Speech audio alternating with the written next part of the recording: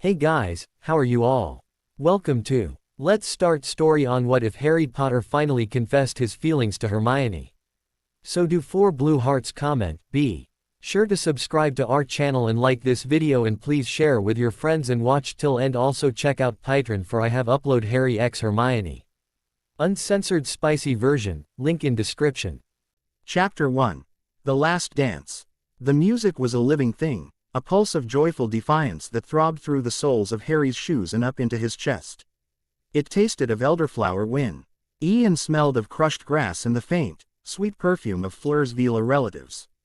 Laughter, bright and brittle, rose and fell with the melody, weaving through the soft glow of the fairy lights strung across the marquee's canvas ceiling. For a few stolen hours, in this shimmering bubble of light and sound carved out of the Weasleys' orchard, there was no war. There was no dark lord, no impossible quest, no weight of a prophecy pressing down on his shoulders. There was only the dizzying, spinning warmth of the party. He leaned against one of the tent poles, a half-empty bottle of butterbeer sweating in his hand, and watched. He watched Mr. Weasley whirl a giggling Great Aunt Muriel onto the dance floor, her violet-feathered hat askew. He saw Fred and George engaged in a hushed, frantic negotiation with a goblin from Gringotts, no doubt trying to secure a loan for some new, ludicrously dangerous product. He saw Luna Lovegood, dancing by herself in a sunflower yellow dress, her movem ents dreamy and untethered to the rhythm of the band, as if she were swaying to a song only she could hear. It was all so terribly, achingly normal. A wedding, a celebration of a future that felt, to Harry, like a story being told about someone else. His eyes found Ginny. She was laughing, her head thrown back, dancing with one of Fleur's handsome French cousins. A familiar pang, a dull thud of loss and longing, echoed in his chest. It was the ghost of a life he'd briefly touched and had to let go of, a future he'd personally boarded up and locked away. He had done it for her, to protect her. The thought was cold comfort. He watched her for another moment, a pretty picture of a happiness he couldn't be a part of, and then, as if drawn by a force more fundamental than gravity, his gaze slid away from her and found Hermione. She wasn't dancing. She was standing near the edge of the throng, a small, thoughtful smile on her face as she watched Victor Crumb, brooding and broad-shouldered in his formal robes, politely fend off the advances of a pair of giggling bridesmaids. Hermione caught Harry's eye from across the crowded tent, and the small smile transformed. It became something brighter, something meant only for him. And the dull ache in his chest vanished, replaced by a sudden, fierce warmth that had nothing to do with the butterbeer. It was in that instant, with the Celtic fiddles soaring to a crescendo, that the world seemed to tilt on its axis. Every significant moment of his life, every terror and triumph, had been lived with her beside him. The troll in the dungeons, the devil's snare, the flight on Buckbeak's back, the horrors of the graveyard, the sterile corridors of the Ministry's Department of Mysteries. She was the constant, the fixed point in the chaotic orbit of his existence. He was about to walk into the dark, perhaps forever, and the thought of doing so without telling her, without making sure she knew, felt like a crime. It felt like leaving the most important spell uncast. Decision, sharp and absolute, cut through the haze of the party. He pushed himself off the pole, his knuckles white around the neck of his bottle. He set it down on a nearby tab, with a definitive clink, and started across the tent. He moved with a purpose that made people unconsciously clear a path for him. He nodded at a beaming Charlie Weasley, sidestepped a clumsy-footed ministry wizard, and didn't stop until he was standing in front of her. Crumb had just moved away, scowling at the name, Lovegood, as he disappeared into the crowd. Hermione turned, her expression still tinged with amusement. You'd think he'd have gotten over the fact that Xenophilius published a story claiming he was secretly the world's most successful breeder of measles. Honestly, she shook her head, her brown eyes sparkling in the warm light. Are you all right, Harry? You look. I need to talk to you, he said. The words were blunt, devoid of any social grace. Her smile faltered, aced by the familiar look of concern she reserved for him. Is it your scar? Are you feeling something? No, not that. He glanced around. They were surrounded. He could feel eyes on him, on them. The chosen one and his loyal best friend. He needed space. He needed air. Come with me, please. He didn't wait for an answer. He took her hand, his fingers lacing through hers. Her skin was warm, and the simple contact sent a jolt straight up his arm. He led her away from the dance floor, past the tables laden with food and drink, towards the marquee's exit. He heard a wolf whistle from one of the Weasley twins, Fred. He thought, but he ignored it. They stepped out of the suffocating warmth of the tent and into the cool, damp air of the late summer evening. The music was softer here, a muffled ear beat against the chirping of crickets in the long grass of the orchard. The moon was a silver sickle, hanging high above the crooked silhouette of the burrow. He kept walking, pulling her gently along, until they reached the edge of the protective enchantments that shimmered faintly in the moonlight. They stopped under the gnarled branches of an old apple tree. He finally let go of her hand. The loss of contact felt immediate and sharp. He turned to face her, his heart hammering against his ribs like a trapped bird. "Harry, what is it?"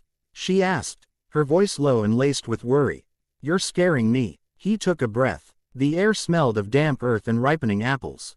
This was it. There would be no better time, because after tonight, time itself was a luxury they might not have.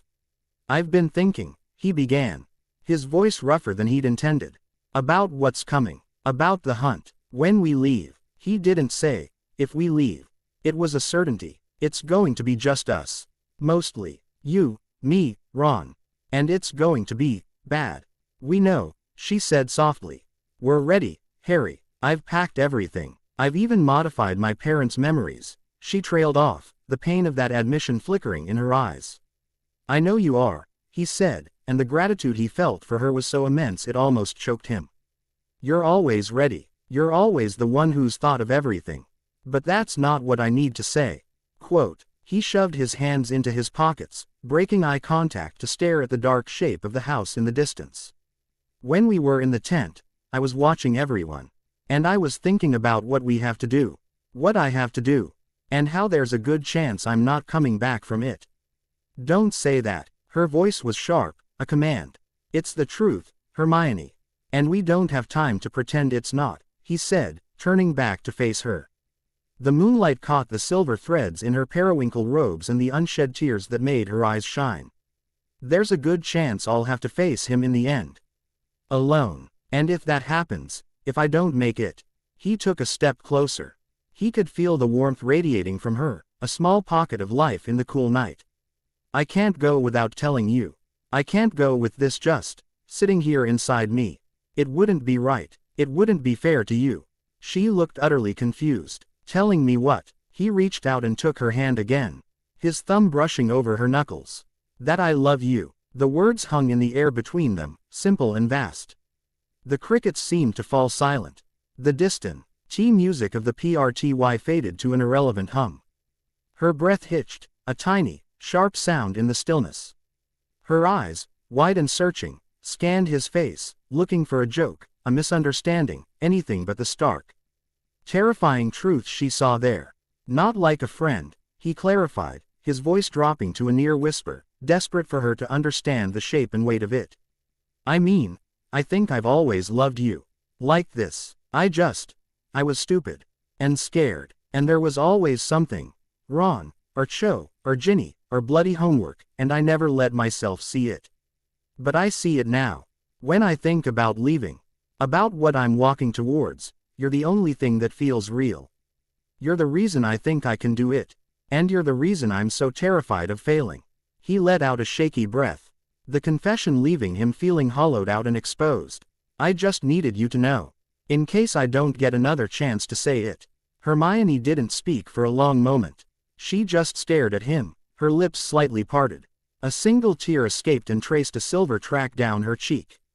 He thought, for one heart-stopping second, that he had made a terrible mistake, that he had broken the most important thing in his life right before the end.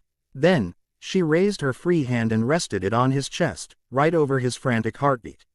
Her touch was feather-light, but it grounded him. "You idiot," she whispered, her voice thick with emotion. Another tear fell. "You absolute, noble, thick-headed idiot. You think you're the only one." And then her hand moved from his chest to the back of his neck. And she pulled him forward. The kiss was not gentle. It was desperate and frantic, a collision of years of unspoken feelings and the terrifying uncertainty of their future. It tasted of salt from her tears and the faint sweetness of wine on her lips. It was a confirmation, an answer, a promise. He wrapped his arms around her waist, pulling her flush against him, deepening the kiss. It felt like coming home. It felt like finding a piece of his own soul he hadn't known was missing. The world narrowed to this single point in time, to the feel of her in his arms, the scent of her hair, the fierce, answering pressure of her lips on his. Everything else, Voldemort, the Horcruxes, the fate of the world, it all fell away, silenced by the overwhelming, irrefutable truth of this moment. When they finally broke apart, they were both breathless. They rested their foreheads together, the cool night air a shock against their heated skin. "I love you too," she breathed, the words a warm puff of air against his lips. "I think I have for a very, very long time." He laughed, a raw, incredulous sound. Relief washed through him, so potent it made him feel lightheaded. He had done it. He had told her, and she felt the same. Whatever happened now, they would face it together. Like this. A sudden, blinding flash of silvery blue light erupted from the center of the marquee, so bright it bleached the orchard of all color for a second. It was followed by a collective gasp from the party, the music cutting off with a jarring screech. Harry and Hermione pulled apart, spinning towards the tent. A great, shimmering lynx, its form blazing with ethereal light, was prowling through the center of the stunned crowd. It opened its mouth, and the voice of Kingsley Shacklebolt, magically amplified and filled with a grim urgency, echoed across the orchard. "The Ministry has fallen. Scrimgeour is dead. They are coming." The world, which had just fallen perfectly into place, shattered into a million pieces. The serene bubble of the wedding burst. Screams ripped through the night. The shimmering lynx dissolved into sparks as dark figures in black robes began to apparate into the crowd with sickening cracks. Their arrival marked by jets of green and red light. Panic erupted. Guests scattered, tripping over tables and chairs. Harry's hand found Hermione's instantly, their fingers locking together in a desperate, unbreakable grip. There was no discussion, no need for a plan. Their minds, now connected by something deeper than friendship, worked as one. "Ron!" Hermione shouted over the din. Harry was already moving, pulling her with him towards the chaos. He drew his wand with his free hand, his eyes scanning the terrified crowd. He saw a flash of red hair near the dance floor. There, they plunged back into the marquee. A Death Eater, his face hidden by a silver mask, raised his wand towards a screaming Fleur, but Harry was faster. "Stupefy!" he roared. The jet of red light hit the Death Eater square in the chest, sending him flying backward over a table of wedding cake. They pushed through the pandemonium, a two-person vanguard. Hermione threw up a shield charm to their left, deflecting a curse that would have hit Remus Lupin. Harry stunned another Death Eater who was bearing down on Tonks. They moved with a fluid, terrifying efficiency, their shared purpose a beacon in the storm. They reached Ron just as he shoved Ginny behind him, his own wand out, his face pale but determined. "Harry, what's happening?" he yelled. "No time." Harry grabbed Ron's arm. "We have to go, now." He looked at Hermione. "Grimmauld Place." She nodded, her expression grim, her wand held ready. "It's the most secure." He squeezed her hand. "Get ready." He saw more Death Eaters apparating in at the edges of the marquee, their numbers swelling. He met Hermione's eyes for a fraction of a second, a silent exchange passing between them. "I love you. Be safe." He tightened his grip on her and Ron, focused his mind on the grimy, familiar front steps of number 12, Grimmauld Place, and turned on the spot. The sensation of apparition was a violent, crushing pressure, but this time, it was different. As the world dissolved into a screaming vortex of color and sound, a searing cold sliced through the magical transit. It wasn't the normal discomfort of being squeezed through a tube, this was an alien feeling. A razor blade of ice scraping along the very edges of his perception. It felt like a flicker of static in the soul, a momentary glimpse into a void where magic itself was thin and wrong. The feeling was gone as quickly as it came, leaving behind a deep, primal unease that had nothing to do with the Death Eaters. They landed hard, stumbling onto the dusty pavement outside the familiar London townhouses. The abrupt silence was as shocking as the noise had been. The air was cool and heavy with the smell of city rain. Behind them, the sounds of the wedding, the music, the screams, the chaos, were gone. As if they had happened in another lifetime. Ron staggered, clutching his left arm and groaning. Arg, splinched. I think I left a bit of my sleeve behind. Hermione was instantly at his side, her wand tracing patterns over his arm. Hold still, Ron. She was all business, her voice steady despite the tremor in her hands. Harry stood watch, his wand out, his senses on high alert. He scanned the dark, empty street, the muscles in his back coiled tight. The adrenaline was starting to fade, leaving a hollow, trembling exhaustion in its wake. They were safe, for now, but the image of the blazing marquee and the terrified faces of their friends and family was burned into his mind. Okay, that should hold it for now, Hermione said, stepping back from Ron. She turned to Harry, her face pale in the dim glow of the streetlights. We need to get inside. He nodded, turning to the gap between numbers 11 and 13. He focused on the hidden house, and with a series of loud clicks, the door to number 12, Grimmauld Place, materialized out of the shadows. He hurried them inside, the door vanishing behind them with a final, booming click that echoed in the oppressive silence of the hallway. The air inside was stale and cold, thick with the scent of dust and decay. The imposing portrait of Walburga Black remained ominously silent behind its moth-eaten curtains. The house felt dead, a tomb. Hermione immediately lit the gas lamps with her wand, casting flickering, distorted shadows across the peeling wallpaper and the troll leg umbrella stand. The sudden light felt harsh and interrogating. Ron slumped against the wall, cradling his bandaged arm. They were there, he breathed, his eyes wide with shock. They were everywhere. How did they find us? Someone must have talked, or they broke one of the Ministry's protective enchantments, Harry said, his voice flat. He was running a quick mental inventory of everyone they had left behind. The Weasleys, Remus, Tonks, Hagrid. The weight of it was crushing. Hermione was already moving towards the kitchen. We need to put up protective spells. Reinforce the Fidelius charm. Check for any curses the Order might have missed. She was halfway down the hall when Ron's voice, sharp and confused, cut her off. Hang on. They both stopped and looked at him. Ron wasn't looking at the dark hallway or the dusty decor. He was staring at Harry and Hermione, his eyes narrowed, darting between the way Harry was still standing protectively close to her, and the memory of their clasped hands.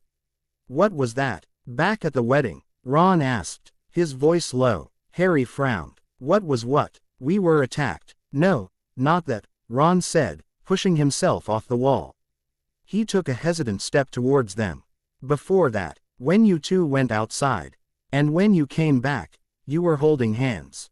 And then when we left, Harry, you were holding onto her like, he trailed off, searching for the word. The air in the hallway grew thick and heavy.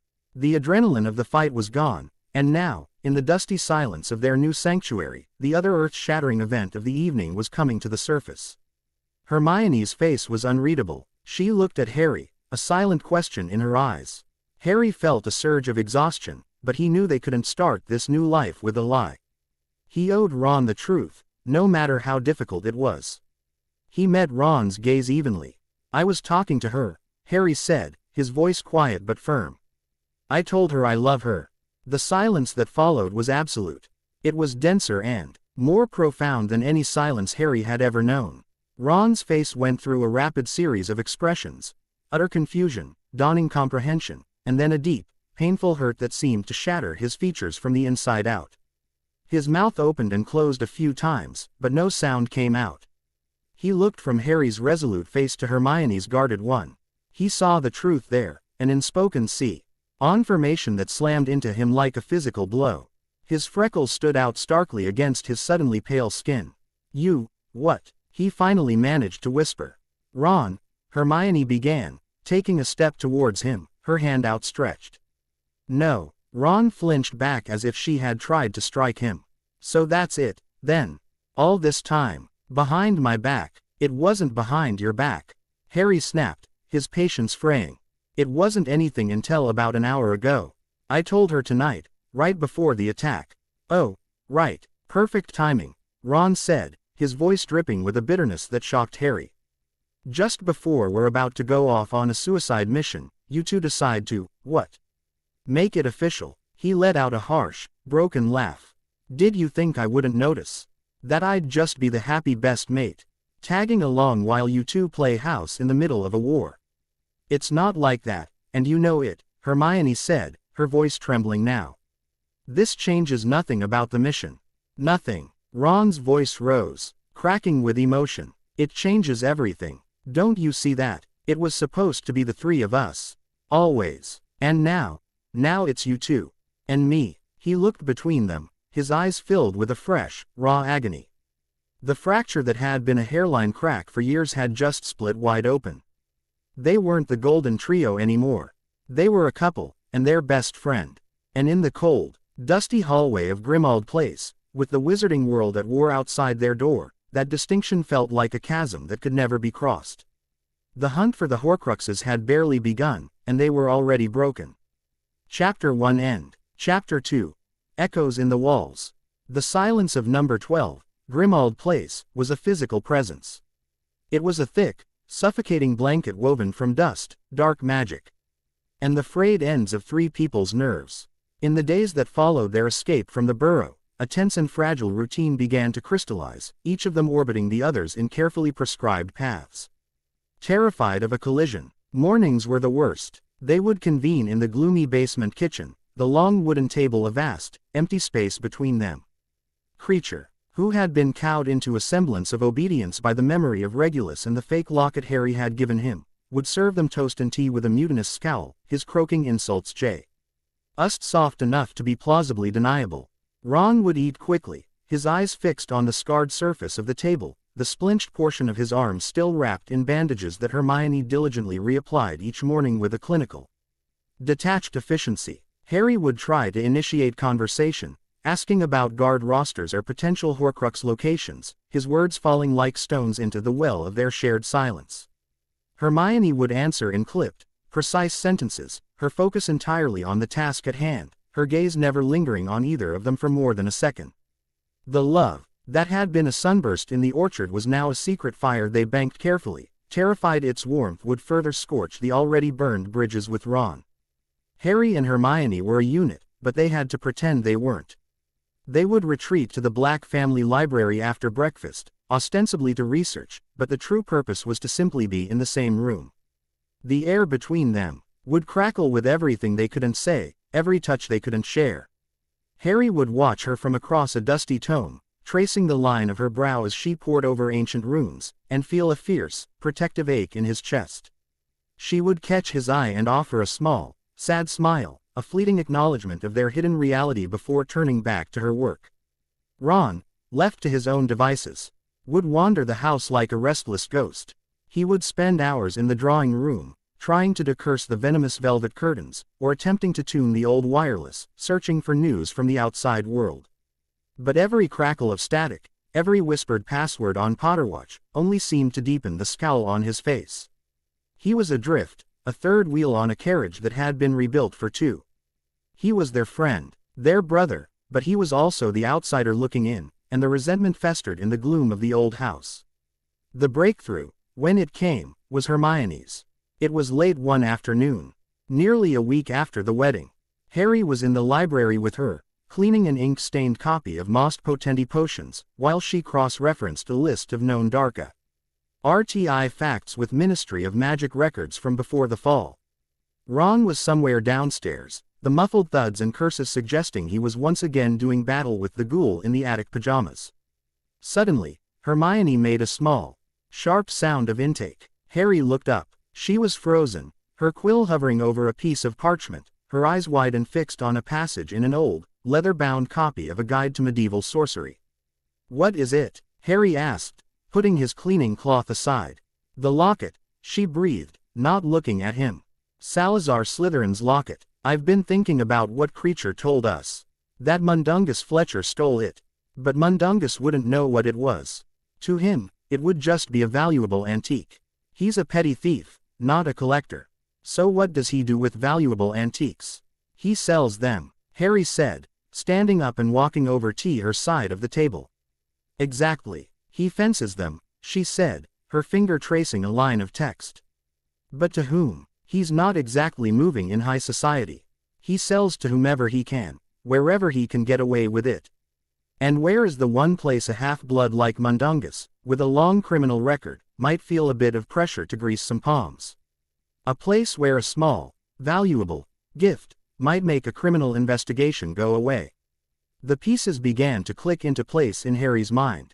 He remembered his own hearing, the cold, calculating bureaucracy of the ministry. He remembered the grasping, greedy little functionaries who scurried through its halls. Someone at the ministry, he said.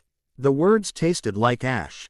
Someone with a taste for the ostentatious, Hermione continued, her voice gaining speed and intensity. Someone who likes to display their power. Someone who might have a particular loathing for Mew. Dungus Fletcher and would enjoy holding something over his head. She finally looked up at him, her brown eyes blazing with a terrifying certainty. Think back to your hearing, Harry. The trial. Who was sitting right next to Fudge? Who was wearing that horrid pink cardigan and a little black velvet bow? A face swam into Harry's memory. A squat, toad-like face wreathed in a saccharine, poisonous smile. Dolores Umbridge. No, he breathed. It couldn't be. Why not? Hermione pressed, standing now, her palms flat on the table. She was the senior undersecretary. She had the power. Mundungus was likely terrified of her. What better way to secure a bit of leniency than to offer a gift? An old locket he probably passed off as a family heirloom. The logic was undeniable, a cold, elegant chain of reasoning that led to a sickening conclusion. The Horcrux, one of the keys to Voldemort's immortality, was very likely hanging around the neck of the foulest woman Harry had ever had the displeasure of meeting. The library door creaked open. Ron stood there, covered in dust, a cobweb trailing from his red hair. What's all the shouting about? Harry and Hermione exchanged a look. The silent energy that had been building between them was abruptly extinguished, replaced by a careful neutrality. I think I know where the locket is, Hermione said, her voice now carefully modulated, all business. She quickly and concisely explained her theory, laying out the facts for Ron as if he were a student in a classroom. She didn't imbue it with the same breathless discovery she had shared with Harry. It was a report. Ron listened, his expression shifting from curiosity to a familiar, sour skepticism. Umbridge. Seems a bit of a long shot, doesn't it? Based on a guess about Mundungus. It's more than a guess, Ron, Hermione said, her tone sharp with frustration. It's the only logical lead we have. Everything fits. Right. Logical, Ron muttered, looking away. Well, what's the plan, then? Just stroll into the ministry and ask her for it.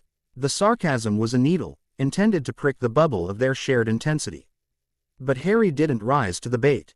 He looked at the map of the ministry Hermione had already pinned to a nearby bookshelf, his mind racing. Her logic was the key, his job was to forge the key into a weapon. No, Harry said, his voice calm and clear, cutting through the tension. We're not going to ask. We're going to take it. He turned to the map, a newfound decisiveness settling over him. This was what he was good at. Not the waiting, not the researching.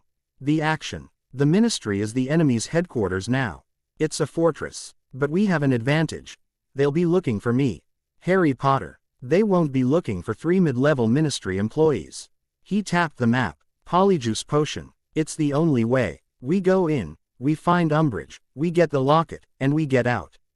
Clean and fast. Clean and fast. Ron scoffed. Harry, it's the Ministry of Magic. It'll be crawling with Death Eaters, Dementors. Which is why we can't afford to make a mistake, Harry said, turning to face him, his green eyes hard. Hermione, can you brew the potion? I have the ingredients, she confirmed immediately. It will take a month. We don't have a month, Harry stated. I know, she said, a small frown creasing her brow. I might be able to speed it up. There's a chapter on stewing shortcuts in most potency potions. It's risky, but, do it, Harry commanded, his tone leaving no room for argument. Ron, you and I will work on sourcing the hairs. We need 3 ministry workers we can incapacitate without raising an alarm. We'll need their clothes, their wands, everything. We'll start surveillance tomorrow. He was no longer just their friend, he was their commander. The weight of the prophecy, of Dumbledore's mission, had finally settled into a new shape. It was not a burden to be carried, but a mantle to be worn. He felt a clarity he hadn't felt since he'd faced Voldemort in the graveyard. He was fighting for the quiet moments in the library, for the future he'd tasted for a fleeting second in the orchard. He was fighting for her. He next 12 days were a blur of tense, focused activity. Hermione worked feverishly over a bubbling cauldron in the kitchen, the air thick with the smell of lacewing flies and fluxweed. Harry and Ron, under the invisibility cloak, spent hours standing in the rain-slicked alleyway near the Ministry's staff entrance, studying the endless parade of drab, fearful-looking wizards and witches. The synergy was all between Harry and Hermione. They would have whispered conversations late at night, poring over Hermione's hand-drawn floor plans of the Ministry, strategizing every possible contingency. Ron was an accessory to the plan, not a partner in its creation. He did what Harry told him to do. He successfully stunned and bound a small, mousy wizard named Red Cattermole from the magical maintenance department, but he did it with a sullen reluctance that set Harry's teeth on edge. On the morning of the 13th day, the potion was ready. It sat in a flask on the kitchen table, a foul-smelling, bubbling mud. Hermione had already procured hairs for herself and Harry, Mafalda Hopkirk from the improper use of magic office and a hulking wizard named Albert Runcorn from the magical law enforcement patrol. "Ready?" Harry asked, looking at the other two. Hermione nodded, her face pale but determined. Ron just grunted, staring at the flask as if it were poison. The transformation was as unpleasant as ever, a wrenching, twisting feeling as their bodies melted and reformed. When it was over, Harry found himself staring at the reflection of a tall, bearded man with shrewd, dark eyes. Hermione had become a small, severe-looking woman with frizzy gray hair, and Ron was the spitting image of the terrified Red Cattermole. They entered the Ministry through a set of public lavatories, flushing themselves down into the grand, black marbled atrium. The place had been transformed. The golden fountain of magical brethren was gone, replaced by a colossal, grim statue of a witch and wizard sitting on thrones built of carved, naked muggles. The inscription at its base read, "Magic is might."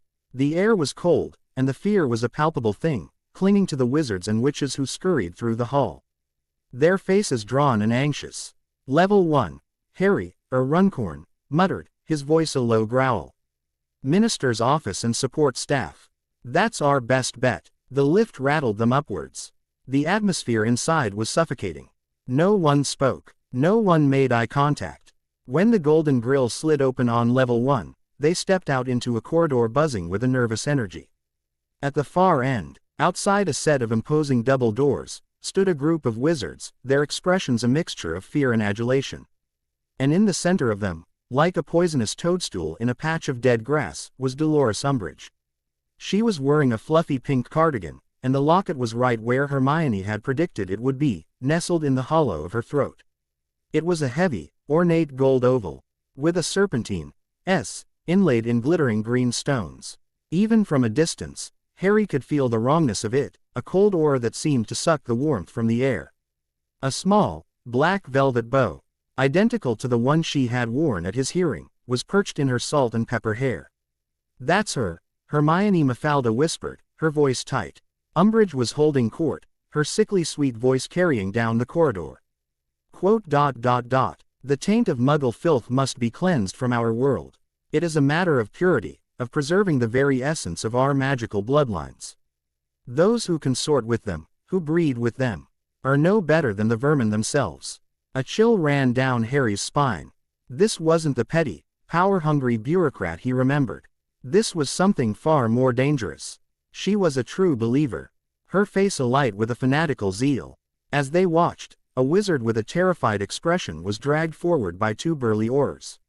"This is Mundungus Fletcher, Senior Undersecretary," one of the Aurors announced. "Caught trying to sell cursed artifacts to underage wizards." Umbridge's eyes, cold and reptilian, fixed on the pathetic form of Mundungus. "Mr. Fletcher, we meet again. Despite the generosity you have shown me in the past, I find my patience has its limits." She fingered the locket. "This, for instance, a lovely trinket, but it does not buy you a lifetime of immunity." Her wand, short and stubby, was suddenly in her hand. "I think a trip to Azkaban is in order. But first, a little reminder of the importance of honesty." "No, please." Mundungus squealed. Crucio. The unforgivable curse shot from her wand.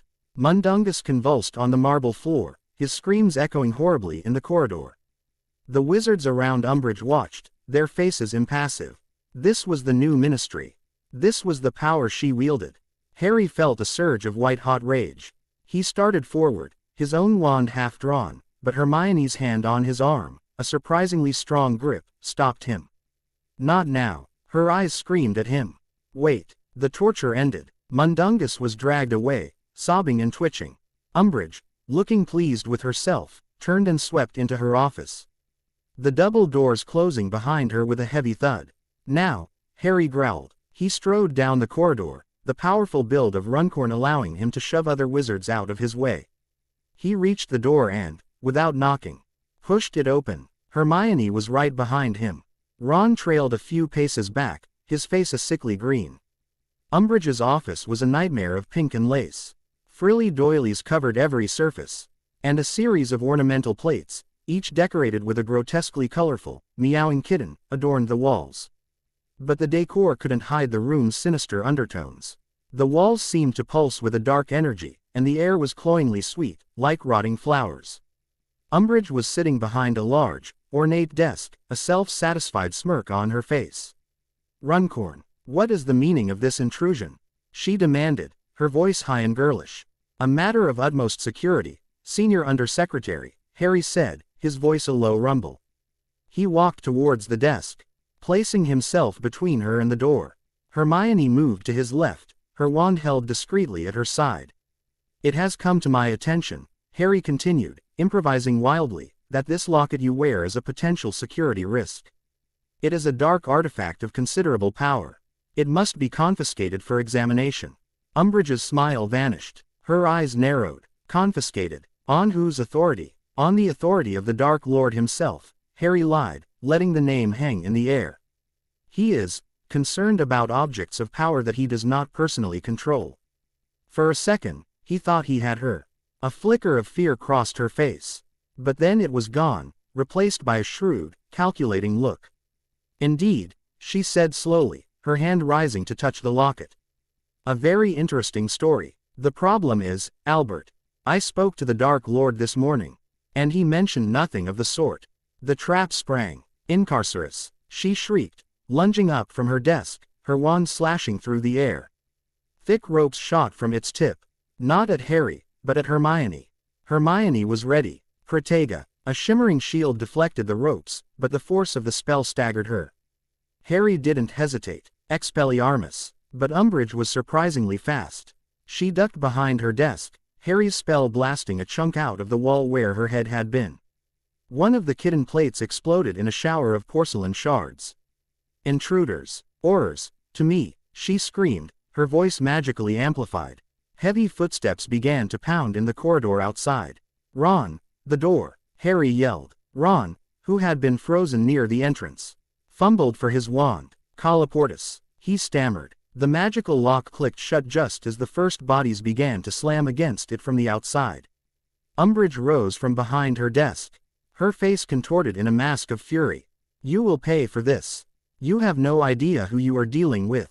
She fired another curse, a sickly purple bolt that sizzled through the air. Harry batted it aside with a flick of his wand. He and Hermione moved as one, a seamless dance of offense and defense.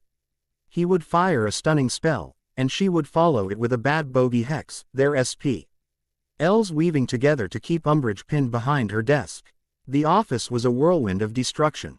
Spells ricocheted off the walls, shredding the lace curtains and blasting the kitten plates to dust. The air grew thick with the smell of ozone and burnt sugar. Umbridge was a surprisingly powerful witch, her spells fueled by a vicious, hateful energy. But she was one against two. Now, Hermione, Harry shouted. While he kept up a volley of covering fire, Hermione pointed her wand at the locket around Umbridge's neck. Accio locket. The chain around Umbridge's neck strained, pulling taut. She shrieked in pain and rage, her free hand grabbing at the locket as it tried to fly from her throat. For a heart-stopping moment, it was a magical tug of war.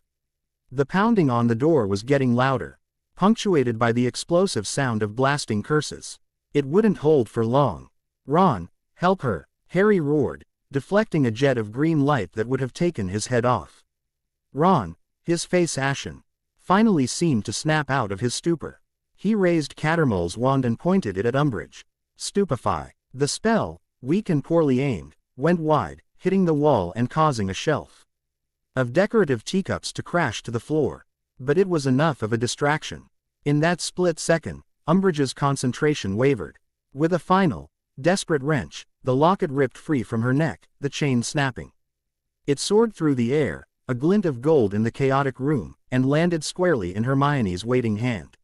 She gasped as her fingers closed around it, a look of pain crossing her face. "It's cold," she breathed, stuffing it into the pocket of her robes. "We're leaving," Harry yelled. The door behind them shuddered violently, cracks appearing in the heavy wood. He grabbed Hermione's hand. "Ron, with me." He pointed his wand at the far wall of the office, the one that overlooked the atrium. Bombarda Maxima. The wall exploded outwards in a deafening roar of dust and debris, revealing a sheer drop to the polished black marble floor 9 stories below. The sounds of the atrium, the fearful whispers, the clatter of the lift, rushed in.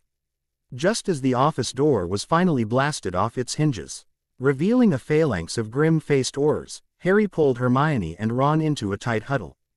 "Hold on," with a final, defiant look at the enraged, locketless face of's heel, disapparating them from the ledge and into the crushing, icy darkness once more.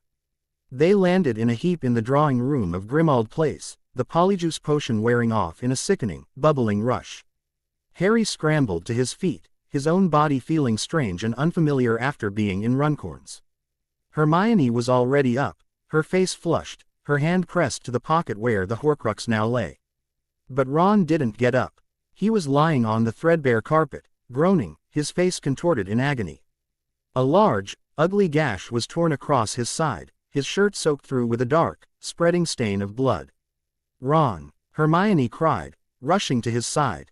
In the chaotic scramble to disapparate from the exploding wall, a piece of shrapnel from an Auror's curse, or perhaps a splinter of enchanted stone from the wall itself, had caught him. His attempt to prove himself, his moment of action, had ended, once again, in injury. Hermione pulled the locket from her pocket. It lay on the dusty floor between them, pulsing with a faint, malevolent light, seeming to mock them with its cold, silent victory.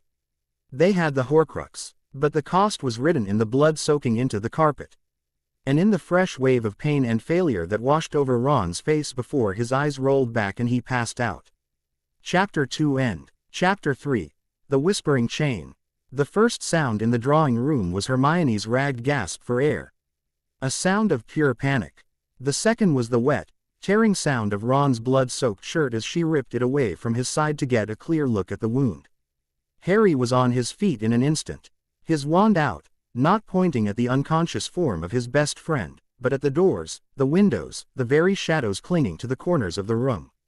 His brief, violent joy at securing the Horcrux had curdled into a familiar, coppery taste of dread. Every victory was paid for in blood. The gash in Ron's side was deep and jagged, bleeding sluggishly. It was lined with a sickly blackish-purple tinge that spoke of more than mere physical trauma. A curse wound. "Get my bag," Hermione commanded, her voice high and strained.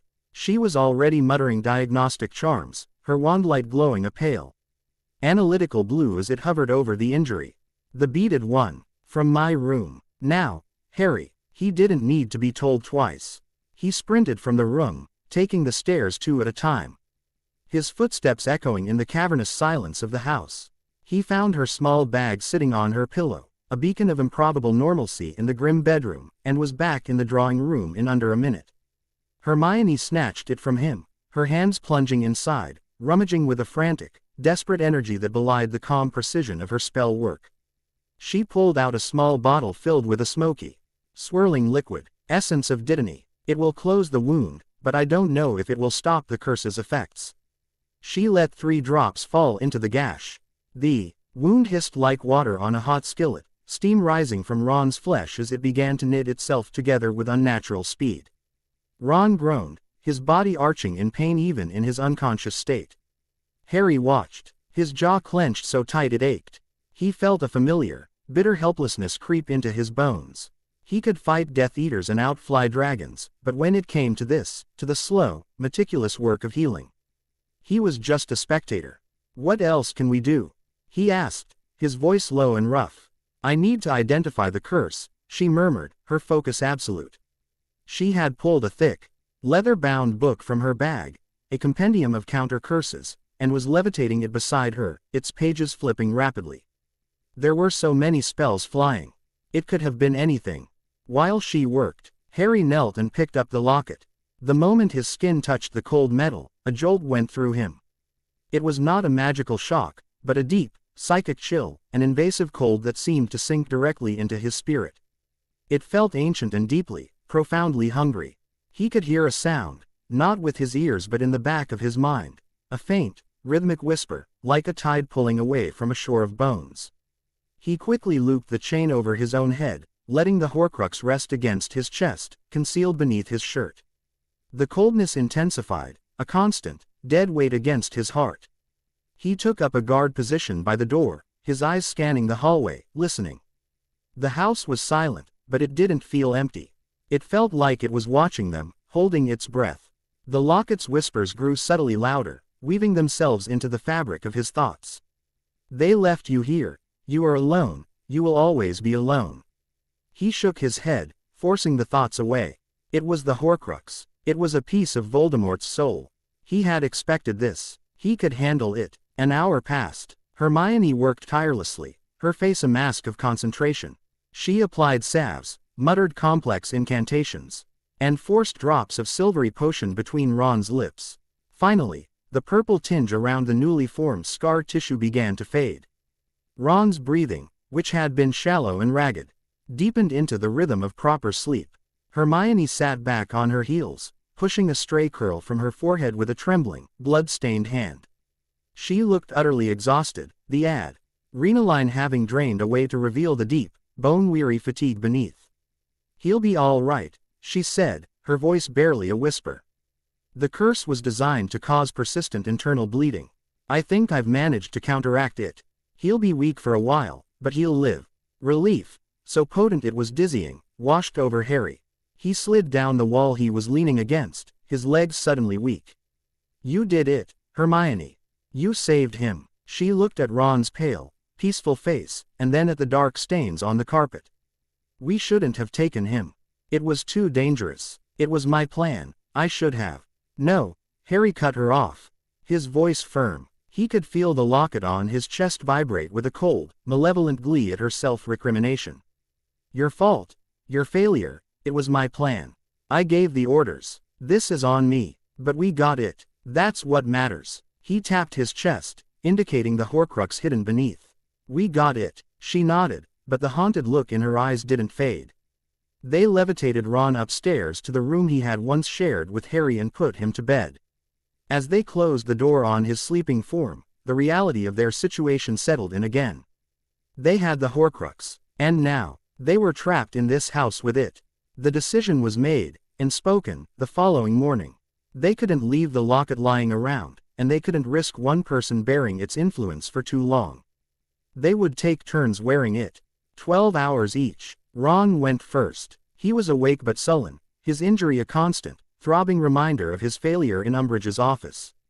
When Harry offered him the locket, explaining their plan, Ron simply grunted and snatched it, his eyes avoiding theirs. He hung it around his neck, and the change, though subtle at first, was immediate. The sullenness in his expression hardened into a deep, brooding resentment. For the next 12 hours, he barely spoke. He sat in a threadbare armchair in the drawing room, his hand resting on the locket, staring into the dead fireplace.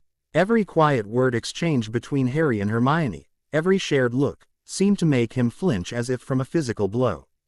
The Horcrux was feeding on his insecurities, nourishing them, making them grow into monstrous certainties. When Hermione brought him a bowl of soup, he looked at her with such suspicion and bitterness that she recoiled, leaving the bowl on a side table where it sat, untouched and growing cold. That night, it was Harry's turn again. As Ron unclasped the chain and practically threw it at him, Harry saw a flash of wild paranoia in his friend's eyes. "Your turn to be the hero," R.O. muttered, before stalking out of the room. When Harry put it on, the whispers returned, louder this time. They were shaped by Ron's misery, tailored to Harry's own deepest fears. He saw flashes of Ginny laughing at the wedding, her face twisting into a sneer. "She's forgotten you already." He felt the crushing weight of Sirius falling through the veil, heard his mother's screams. "Everyone you love, you destroy. And now, you've brought her into it. She will be next." A vivid, horrifying image of Hermione's lifeless body lying at his feet flashed through his mind, and he gasped. Stumbling back against the wall, his hand flying to the locket. The metal was ice cold, burning against his skin. He fought it. He gritted his teeth and focused on the real Hermione. The one who was looking at him from across the room with wide, concerned eyes. He focused on the memory of her kiss in the orchard, the warmth of it, the truth of it. The vision faded, and the whispers receded to a dull, venomous murmur. He could fight it, but it was exhausting. Hermione's turn was the worst. She was a being of logic and intellect, and the locket attacked her on that ground.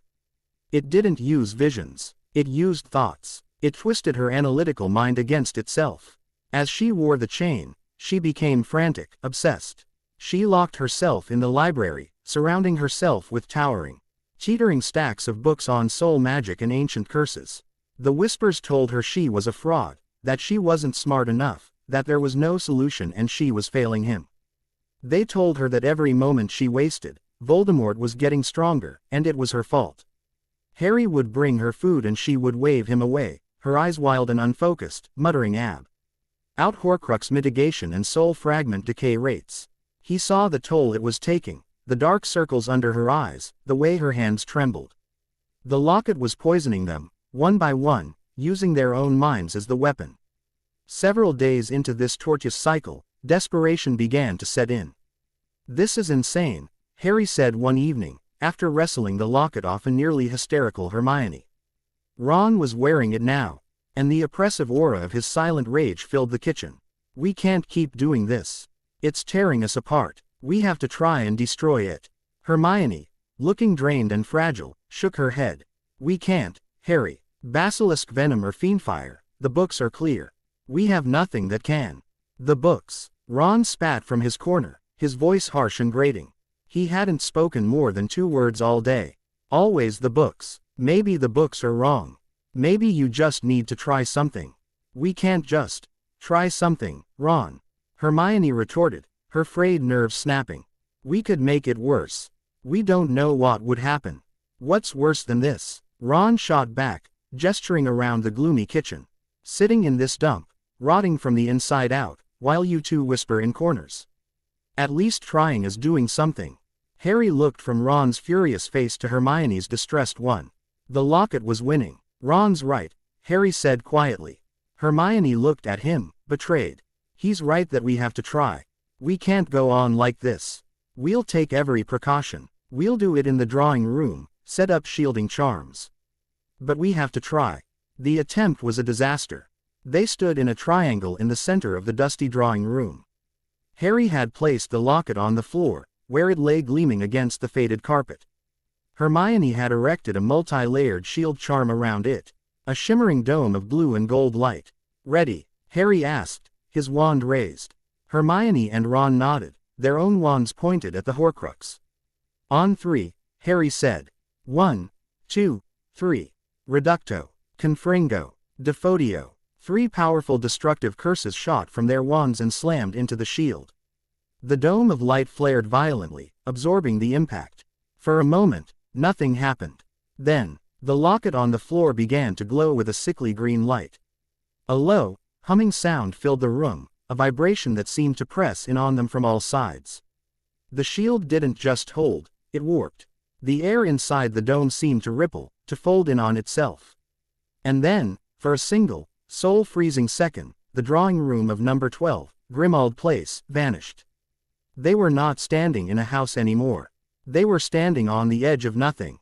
Before them was a vast, silent, starless void, a canvas of absolute black that was so deep it seemed to drink the light from their spells. An unimaginable cold radiated from it, a cold that had nothing to do with temperature and everything to do with absence, the absence of life, of warmth, of hope, of magic itself. And from that void, they felt a presence. It wasn't a creature or a being. it was a concept. A hunger. An ancient, patient, all-consuming hunger that was suddenly, terrifyingly aware of them. The vision, or whatever it was, lasted no more than a heartbeat. Then, with a sound like tearing fabric, the drawing room snapped back into existence. The shield charm exploded outwards, throwing all three of them off their feet. Harry hit the wall hard, the air knocked from his lungs. When he finally managed to sit up, his head ringing, the room was a wreck. Books had been flung from shelves, furniture was overturned, and the air was thick with dust. And in the center of it all, on the now bare floorboards, the locket sat, completely unharmed. It wasn't even glowing anymore. It looked like a simple piece of jewelry, innocent and inert, but they knew better. They had seen what was coiled inside it, or what it was connected to. The failure broke something. The fragile truce they had been maintaining shattered completely. The final argument started, as Harry knew it would, over something stupid. They were back in the kitchen. Harry was trying to cook something from their dwindling supplies. Hermione was staring blankly at a wall, still shaken from the experience in the drawing room. And Ron, who had just put the locket back on, was pacing like a caged animal. The only sound was the crackle and hiss of the wireless, which Ron had finally managed to tune to Potterwatch. Can confirm that several Muggle-borns were rounded up in Devon this afternoon, came the hushed, urgent voice of Lee Jordan. We have reports of snatchers, led by Fenrir Greyback, operating with ministry sanction. We urge all our listeners, do not travel alone. Trust no one. Ron slammed his hand down on the table, making Harry and Hermione both jump. Trust no one, he sneered, his voice dripping with venom. Good advice, that. Ron, what is your problem? Harry asked, his patience worn down to a single, frayed thread. My problem. Ron laughed, a harsh, ugly sound. My problem is that I'm stuck in this mausoleum with you two, listening to reports of my family probably being watched, my sister probably being tortured at school. While we achieve absolutely nothing. We failed to destroy the locket. We have no other leads. We're just waiting for Voldemort to kill us all. We are not achieving nothing. Hermione said, finding her voice. We have the Horcrux. We're trying to find a way. Are we? Ron rounded on her. Or are you just enjoying the quiet time with your new boyfriend? Don't think I don't see you. The little looks, the whispered conversations. Did you even care that I was lying there bleeding to death, or were you just annoyed I was interrupting your big romantic adventure? That's not fair, Hermione cried, tears welling in her eyes. Fair. Ron's voice rose to a shout. I'll tell you what's not fair. It's not fair that I've had to watch you two dance around each other for years. And now when everything's gone to hell, you finally get together. What's the plan? Defeat Voldemort and then what? Settle down in a nice little cottage. What about me? Where do I fit into that perfect little picture? This isn't about you and me, it's about the mission. Harry snapped, turning from the stove, his own anger flaring. Everything is about you, Ron roared, jabbing a finger at Harry's chest. The chosen one, the boy who lived. Well, I've had enough of it. I've had enough of the bad food, and the stinking house, and the constant fear. I've had enough of wearing this thing. He gestured wildly at the locket. It's affecting me, Harry. I feel it, and you two just carry on like everything's normal. We all feel it, Ron. Harry yelled back. You think you're the only one who's suffering? Yes, I do. Ron's face was puce, his eyes bulging. You've never had a family, so you don't know what it's like to be terrified you'll never see them again. And you, he spun on Hermione. His expression utterly cruel. You've got what you've always wanted. You've chosen him. You've chosen a dead man walking, and you don't even care who gets caught in the crossfire. The words landed like a physical blow. Hermione let out a choked sob, covering her face with her hands. Harry saw red. Get out, he said, his voice dangerously low. What? Ron stammered, taken aback. You heard me, Harry said, stepping forward until he was nose to nose with Ron. The locket on Ron's chest pulsed with cold. If that's what you think, if this is how you feel, then go. We're better off without you. Ron stared at him, his mouth agape. He had expected Harry to argue, to plead. He had not expected this cold, hard dismissal. The hurt that flashed in his eyes was so profound it was almost shocking. But it was quickly replaced by a furious, wounded pride. "Fine," he spat. "Fine, I will." He tore the locket from his neck, the chain snapping in his hand. He threw it onto the stone floor, where it landed with a heavy, metallic clatter. "I'm done," he said, his voice cracking. He looked at Hermione, who was now weeping openly. For a moment, he seemed to hesitate, his resolve wavering. But then his gaze hardened. He turned on his heel and stormed out of the kitchen. A moment later, they heard the front door slam open, then shut. Then came the loud, definitive crack of disapparition, echoing through the empty, silent house. He was gone. The silence he left behind was a gaping wound. Harry stood frozen in the middle of the kitchen, his fists clenched, his body trembling with a mixture of rage and grief. Hermione's sobs were the only sound. He finally moved, his legs feeling like lead. He walked over to where she stood, her body shaking. He didn't speak. He just wrapped his arms around her, pulling her into his chest. She collapsed against him, her tears soaking the front of his shirt. He held her tightly, resting his chin on the top of her head, tarring at the locket gleaming on the floor. The whispers of the Horcrux were silent for once, sated by the destruction it had caused. The house felt vast and empty. The world outside felt hostile and impossibly far away. They were alone, truly alone. The mission, their lives, their love, it was all theirs to bear now, a crushing weight in the suffocating darkness of Grimmauld Place.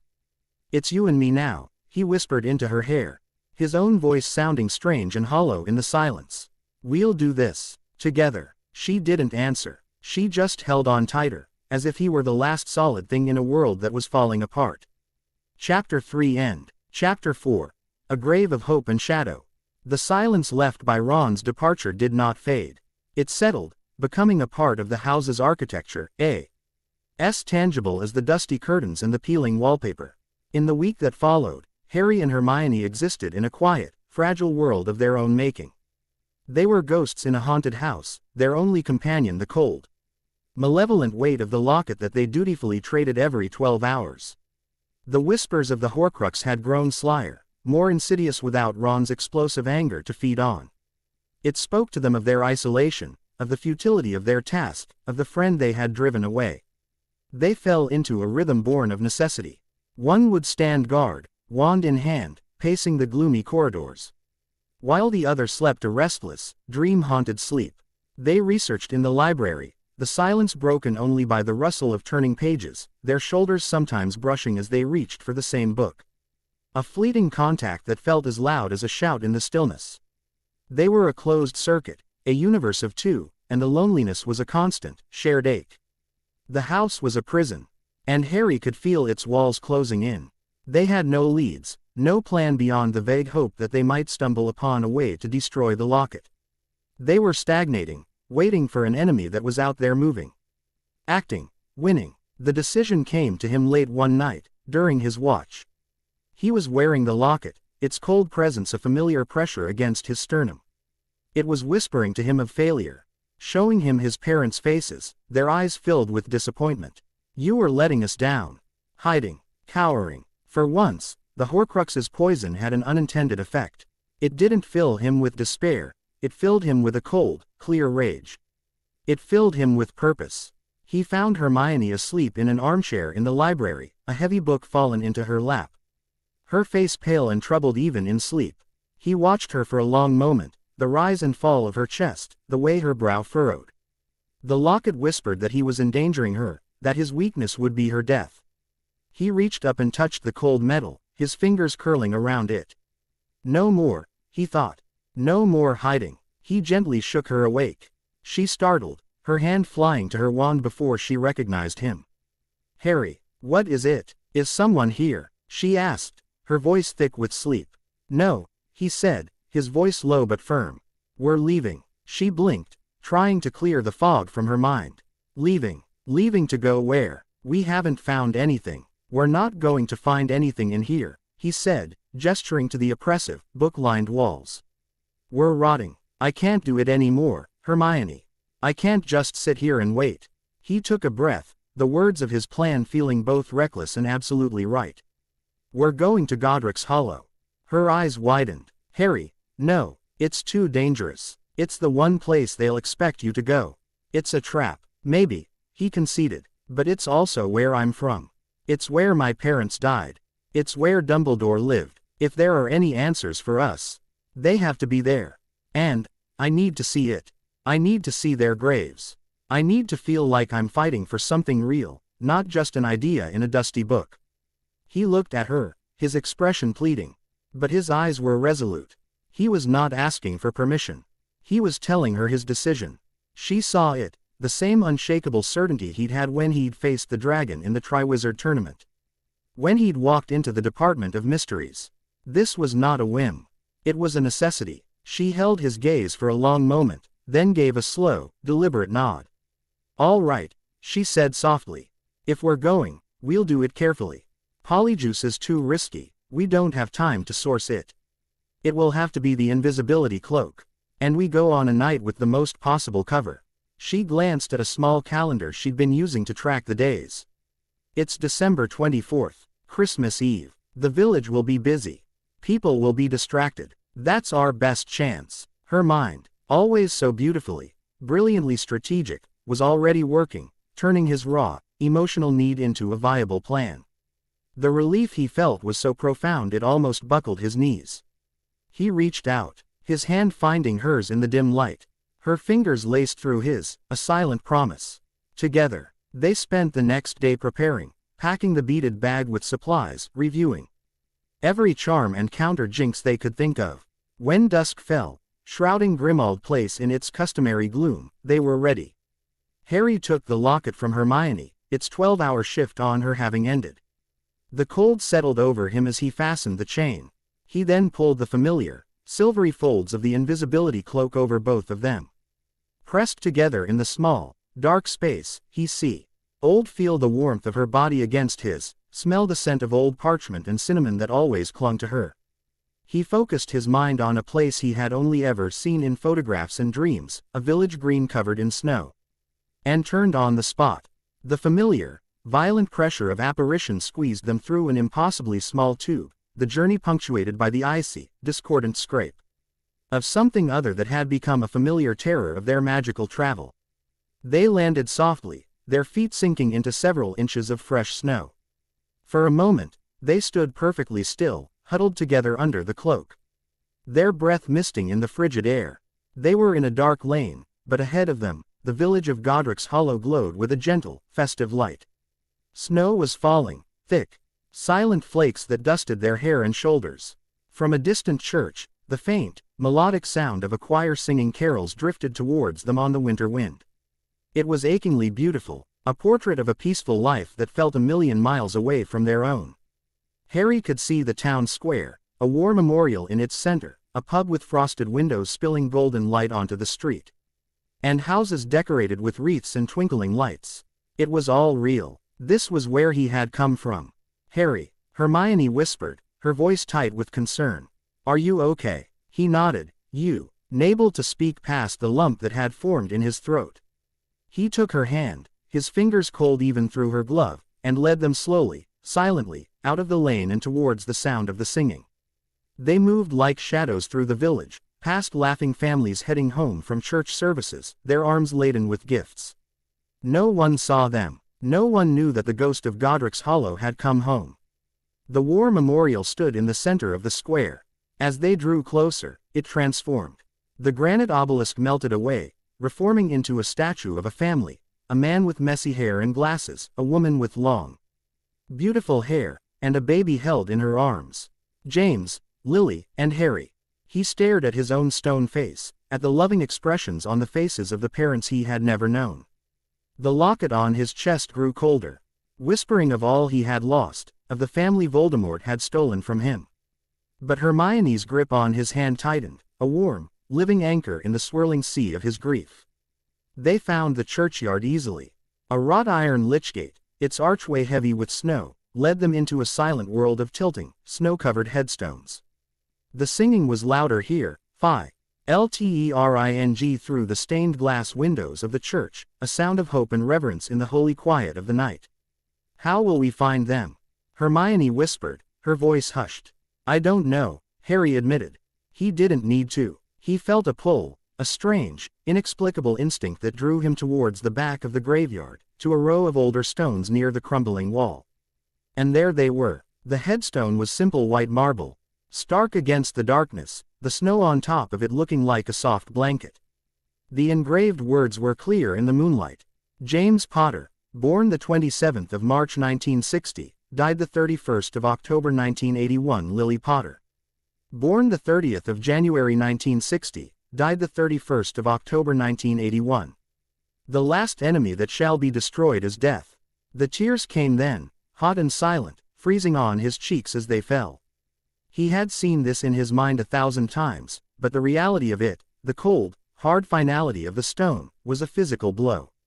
He let the invisibility cloak slip from his shoulders, falling to his knees in the snow. His bare hand resting on the icy marble. All the grief he had held at bay for so long, all the anger and the sorrow, crested and broke inside him. He was here. He was home. And he was alone. He wasn't. A soft warmth enveloped him. Hermione had knelt beside him, her arm wrapped around his shoulders, pulling him close. She had taken off her glove, and her hand came to rest over his on the gravestone. Her fingers lacing through his. She didn't speak. She didn't offer empty words of comfort. She was just there, sharing the crushing weight of the moment with him, her presence a silent testament that he was not, in fact, alone. After a long time, she drew her wand. With a soft, intricate flick, a beautiful wreath of glistening, snow-white hellebore and deep green ivy bloomed from the tip of her wand and settled gently at the base of the headstone. A Christmas wreath, a tribute, a gift. The simple, magical act of love was almost more than he could bear. He turned to her, his face buried in her shoulder. And she just held him, her hand stroking the back of his head as the snow continued to fall around them.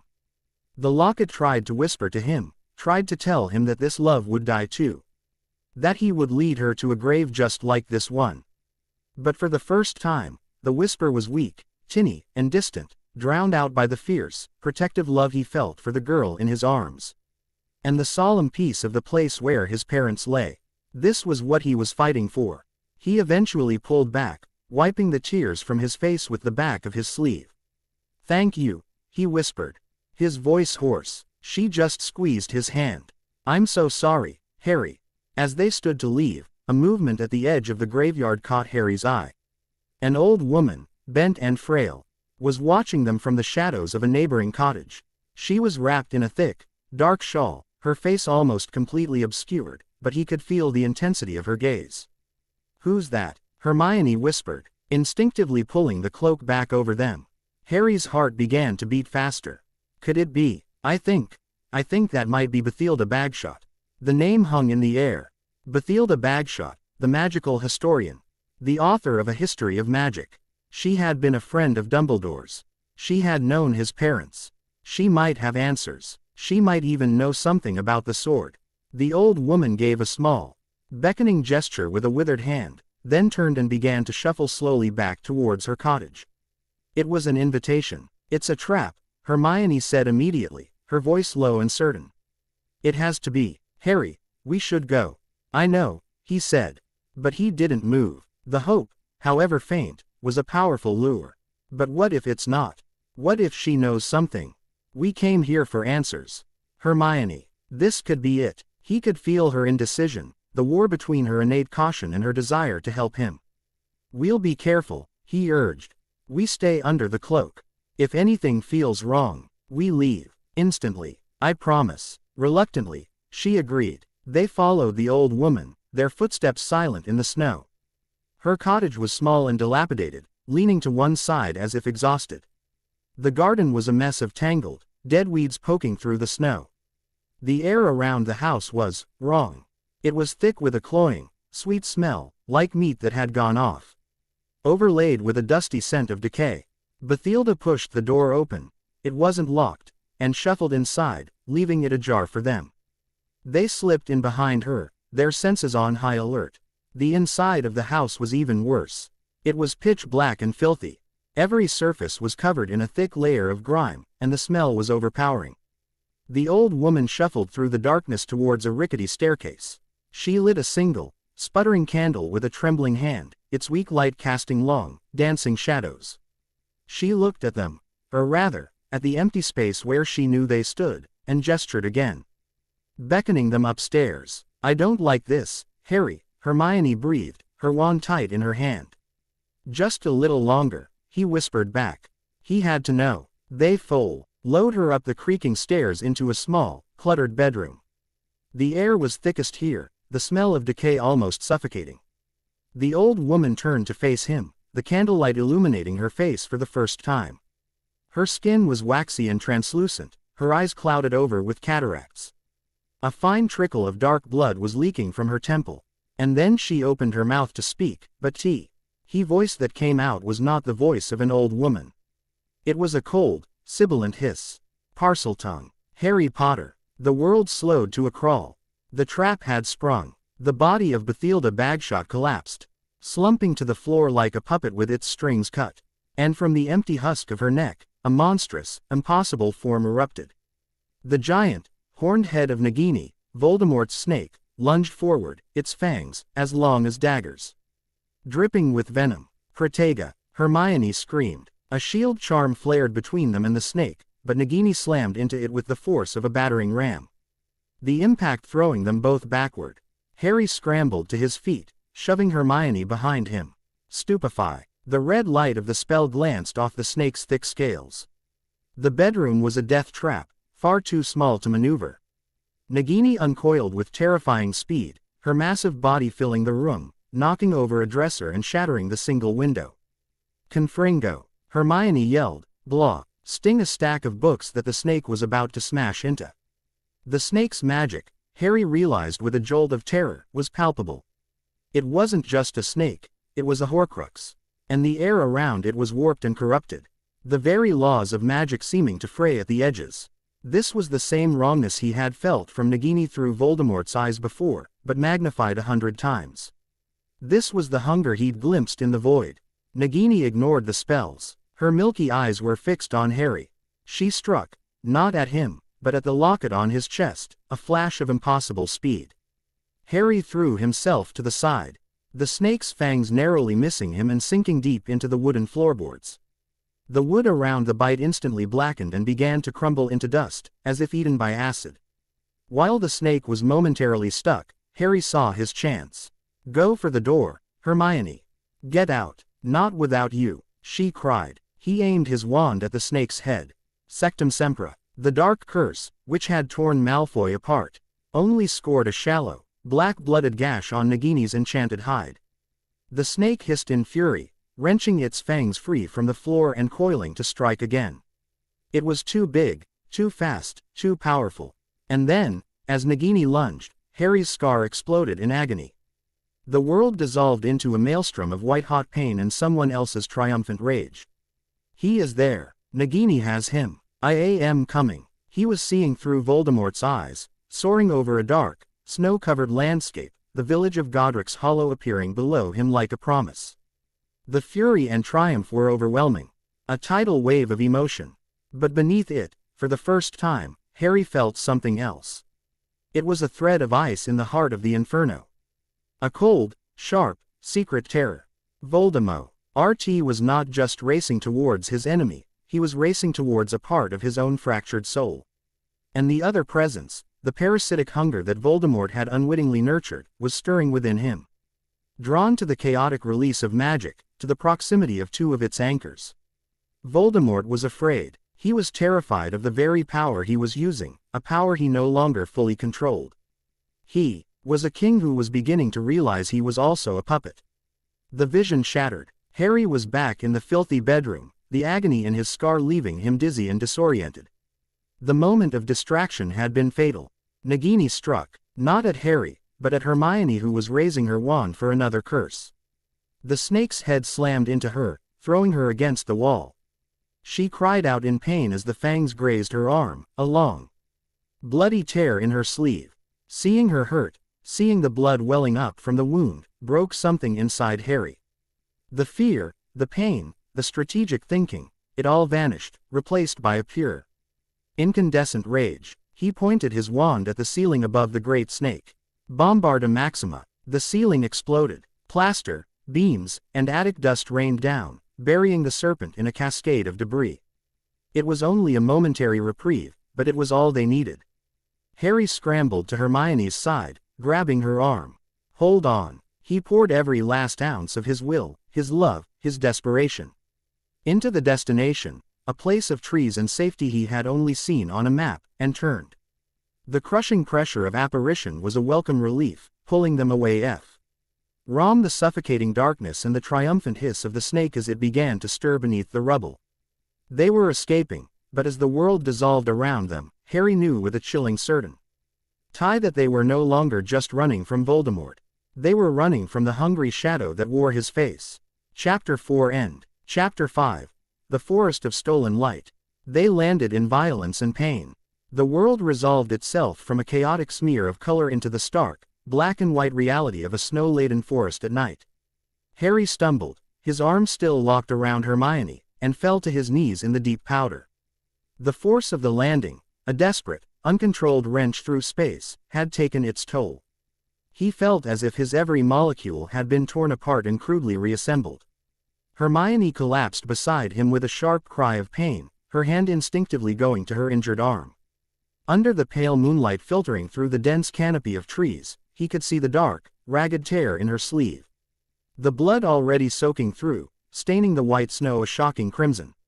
"Hermione." He crawled towards her, his mind a maelstrom of panic and adrenaline. He reached for his wand, but his fingers met only empty air in his pocket. He frantically patted himself down. Gone. It must have been dropped in the chaos of Nagini's attack, left behind in the rubble of Bathilda's bedroom. A wave of cold, dizzying powerlessness washed over him, more terrifying than any curse. His wand, his phoenix feather core, the brother to Voldemort's, it was gone. "My wand," she gasped, her teeth chattering from a combination of cold and shock. She pushed her own wand into his hand. "The bite, it's not normal." He took her wand.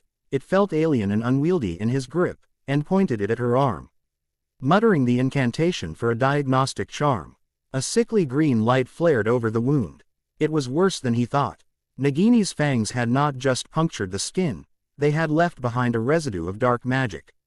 A creeping, necrotic curse that was already beginning to blacken the flesh around the bite. It was a Horcrux wound, designed not just to kill, but to rot the very soul. Panic, cold and sharp, threatened to overwhelm him. He shoved it down, replacing it with a grim, focused resolve. He would not lose her. He had not survived Voldemort twice to lose her to his snake in a dusty bedroom. "Okay," he said, his voice steadier than he felt. "Okay, we're going to fix this."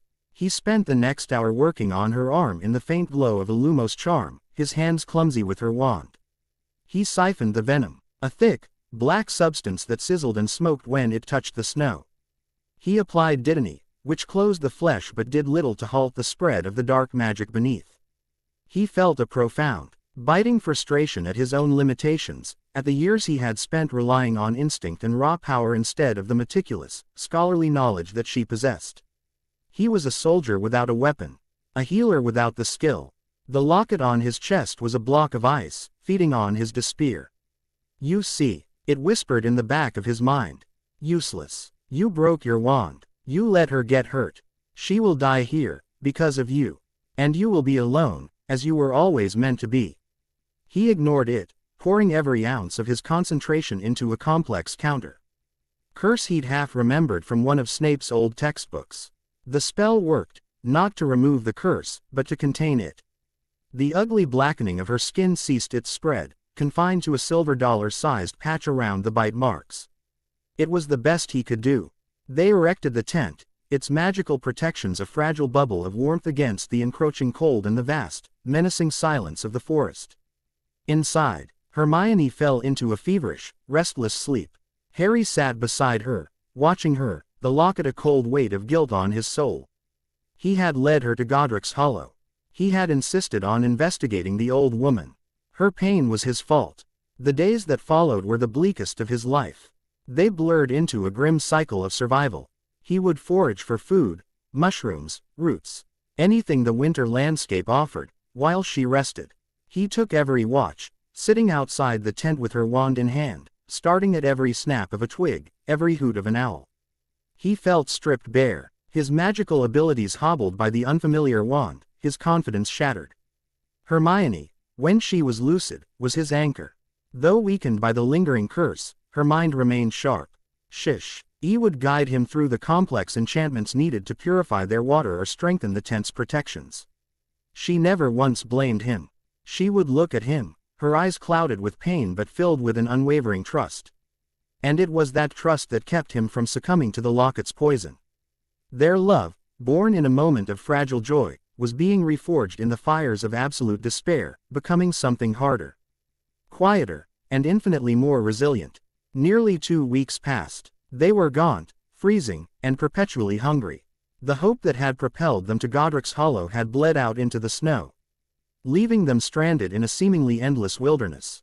It was during one of Harry's solitary night watches that everything changed. He was sitting on a fallen log, staring into the oppressive darkness of the trees, the locket's whispers a constant, dreary companion. He was thinking of Ron, a fresh pang of guilt and loss twisting in his gut. They needed him. He needed him. His absence was a hole in the world that even Hermione's presence couldn't completely fill. And then he saw it. A flash of silver light, deep in the woods. It wasn't a spell. It was soft, ethereal, and graceful. It moved, and he realized with a jolt that it was an animal. A doe. A beautiful silver doe, its light so pure and bright it didn't seem to belong in their dark, broken world. It stood for a moment, its head tilted, looking directly at him, then turned and trotted deeper into the forest. His heart hammered in his chest. A Patronus. It had to be. But whose? Was it a friend? Was it a trap? The locket hissed a warning in his mind. A trick. They are here. They will kill you both. But the light from the doe felt good. It felt like hope. It was the first truly good thing he had felt since the wedding. He rose to his feet, a decision made in an instant. He glanced back at the tent, where Hermione was sleeping, then followed the light. He moved as silently as he could through the snow-drifted woods. Hermione's wand clutched tight in his hand. The doe kept its distance, a beacon of silver in the gloom, leading him on. It led him through a thicket of thorns and down a gentle slope, to a place where the trees cleared. In the center of the clearing lay a small, perfectly still pond, its surface frozen solid, a sheet of black glass under the moonlight. The doe paused at its edge, looked back at him one last time, and dissolved into a shower of silver dust that vanished before it hit the ground. He was alone. He approached the edge of the pond, his breath misting in the frigid air. He looked down, and his heart stopped. There, lying at the bottom of the pond, was a sword.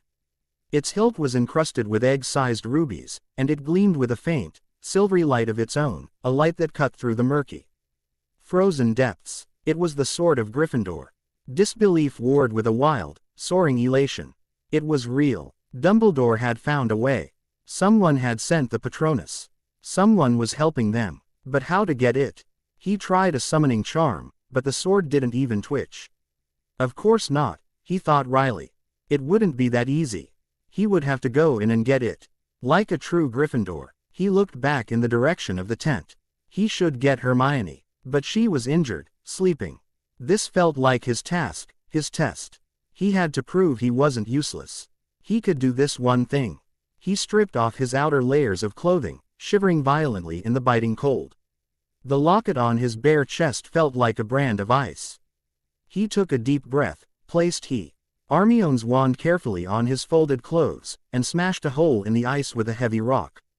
The shock of the black, frigid water when he slipped in was so intense it drove the air from his lungs in a single, painful gasp. It was a physical assault, a cold that burned and paralyzed. He forced himself under, kicking down into the silent, freezing depths. His eyes, stinging from the cold, fixed on the sword. It seemed to shimmer, welcoming him. He reached for it, his fingers brushing against the ruby-encrusted hilt. And then the locket attacked. The chain around his neck constricted, yanking him downwards with incredible force. The Horcrux, which had been a cold, passive weight, erupted with malevolent energy. It didn't want to be destroyed. It flooded his mind with terror. He saw Hermione's face, her eyes lifeless. The curse from Nagini's bite having consumed her. He saw Ron's body, pale and broken, lying in a ditch. He saw the laughing, triumphant face of Voldemort as he stood over their corpses. "You failed them all," it hissed, its voice no longer a whisper but a roar in his head. "Join them. Die." The chain tightened, choking him, pulling him down, away from the surface, away from the air. His lungs were bursting. Black spots danced in his vision. The cold was seeping into his very bones, stealing the last of his strength. This was it. He was drowning. His last conscious thought was of Hermione's face. Not dead and pale, but smiling at him in the firelight of the Gryffindor common room, so many years ago. Suddenly, another body plunged into the water beside him. Strong arms wrapped around his chest, wrenching him upwards. He was being saved. He saw a flash of bright red hair in the murky water just before his vision went completely black. He came to on the snowy bank of the pond, coughing up freezing, foul-tasting water, his body convulsing with violent shivers. Someone was pounding on his back. When he could finally breathe again, he rolled over, gasping, and looked up at his savior. It was Ron Weasley. He was soaking wet, his face pale and strained in the moonlight, but it was him. In his hand, he held the sword of Gryffindor. "Harry," Ron breathed, his voice hoarse. Harry could only stare, his mind struggling to reconcile the impossible reality of Ron's presence. A torrent of conflicting emotions crashed through him. Overwhelming relief, bitter anger, confusion, and a deep, aching sense of gratitude. "Why?" Harry finally managed to croak, his throat raw. Before Ron could answer, a voice, sharp with panic and fury, cut through the night. "Harry!" Hermione was running towards them, her silhouette framed by the light of the tent in the distance. She was holding a branch as a makeshift crutch, her face a mask of terror that morphed into disbelief, and then into a cold, hard anger as she saw Ron. "You," she breathed, her eyes blazing. She hobbled the last few feet towards them, her wand, which Ron must have picked up, now in her hand and pointed directly at his chest. "You come back now, after weeks. Do you have any idea what we've been through?" "I know," Ron said, his voice pleading.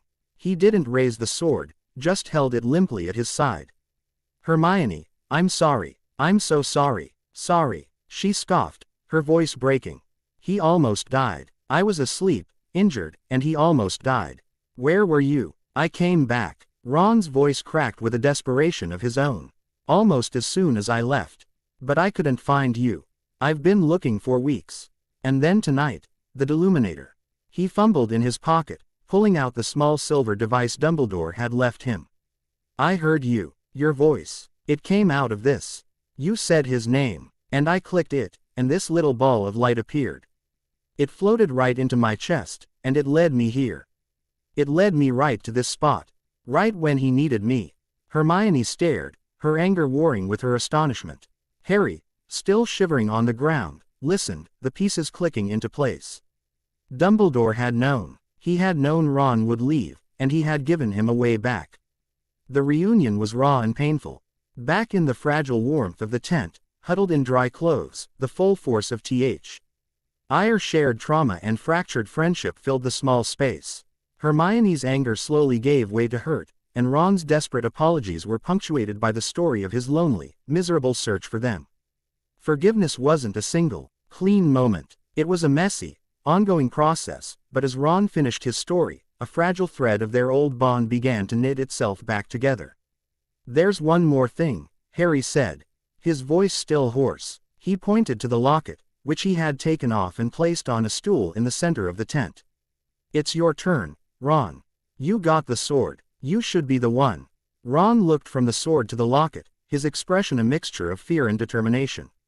This was his chance, his redemption. He nodded. They went back outside, into the silent, snow-filled clearing. Harry placed the locket on a flat, frozen rock. "You'll have to get it to open first," he said. He focused on the ornate, serpentine S on its surface and hissed, "Open." The locket clicked open, revealing two glassy miniature windows. But instead of showing the likeness of Tom Riddle, they swirled with a dark, nebulous energy. And then the voices began, not whispers, but clear, cutting words that echoed in the clearing, spoken in the voice of Voldemort himself. From one window, a vision of Mrs. Weasley appeared, her face etched with disappointment. I have given birth to 6 sons, the vision said. Its voice her own, but laced with Voldemort's cold cruelty, but I have always wanted a daughter. Who would have thought that the son I am least proud of would be surpassed even by the boy who was no son to me at all. Harry is the son I wish I'd had. Ron flinched as if he'd been struck, his face ashen. From the other window, a vision of Hermione appeared, her face twisted in a cruel sneer. Who would choose you? She spat. Who would ever look at you, when they could have the chosen one? You are nothing. A shadow. A joke. Ron, it's a lie. The real Hermione cried out from beside Harry. But the Horcrux wasn't finished. The visions merged, twisting into a monstrous, shadowy form that lunged from the locket. It was not a spider like Harry and Hermione. It was something worse. It was a personification of his inadequacy, a looming figure of shadow and regret. It towered over him, whispering every fear he had ever had. Ron was trembling, the sword shaking in his hand. Harry saw him falter, saw the poison of the Horcrux paralyzing him. You are more than that, Ron. Harry shouted, his voice ringing with a conviction he hadn't felt in weeks. You're my brother. Now do it. Something in Harry's voice, or perhaps in the deepest reserves of his own courage, broke the spell.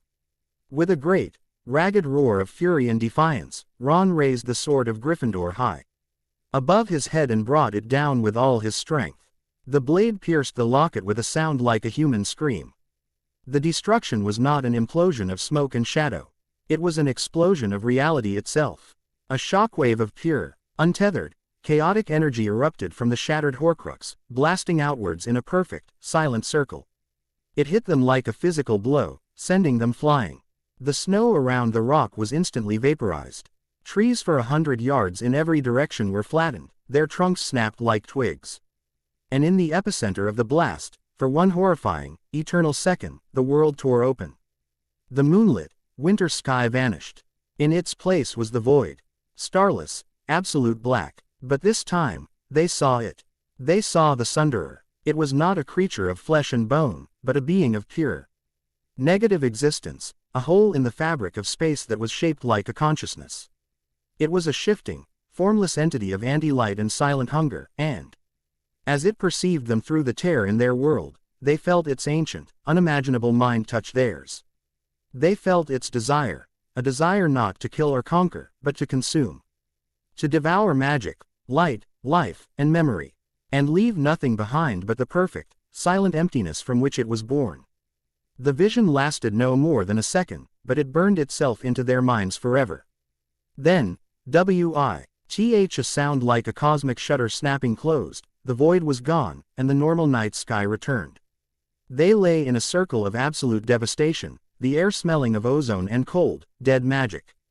In the center, on the blackened rock, lay the 2 twisted, broken pieces of Slytherin's locket, finally and truly dead. They had done it. They had destroyed one of the 7. But as they slowly picked themselves up, bruised, terrified, and finally reunited, they knew with a chilling certainty that their war had just become infinitely bigger. They were no longer just fighting a wizard. They were fighting a god of nothingness. And they had just rung the dinner bell. Chapter 5 End. Chapter 6. 3 brothers, 1 war. They did not speak for a long time. They sat in the circle of annihilation, the epicenter of a silent, magical cataclysm, and stared at the 2 blackened, twisted pieces of metal that had once been Slytherin's locket. The air was still, unnaturally so, and smelled of ozone and the cold, clean scent of vaporized snow.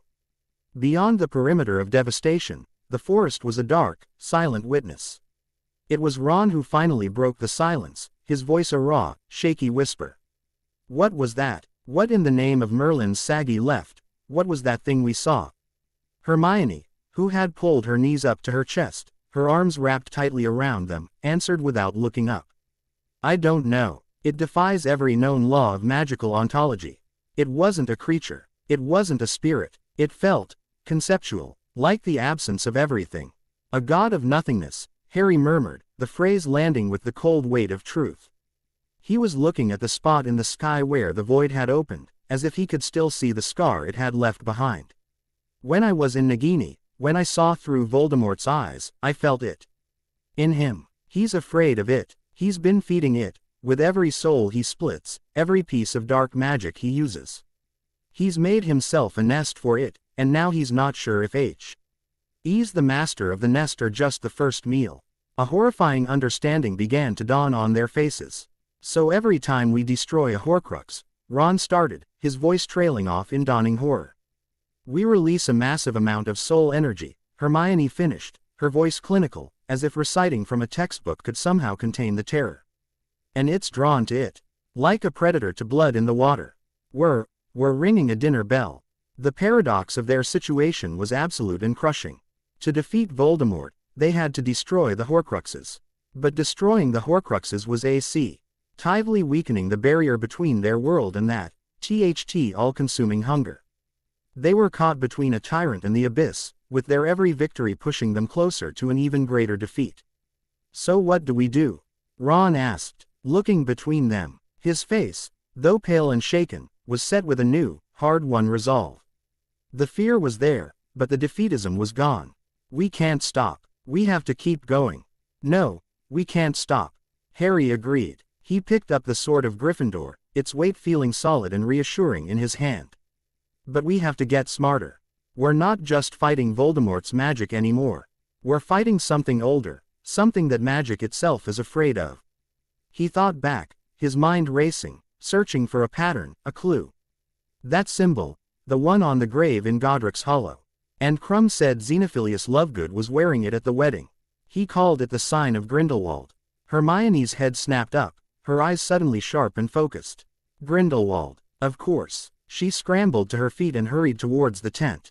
A moment later she returned, carrying a small, worn copy of the Tales of Beedle the Bard. She flipped it open to a blank page near the beginning, where she herself had drawn the strange, triangular symbol in ink.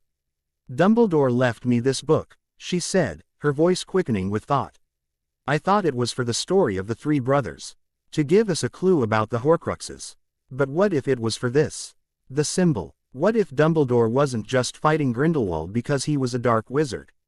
What if Grindelwald was meddling with the same kind of powers? Things that are outside the normal rules.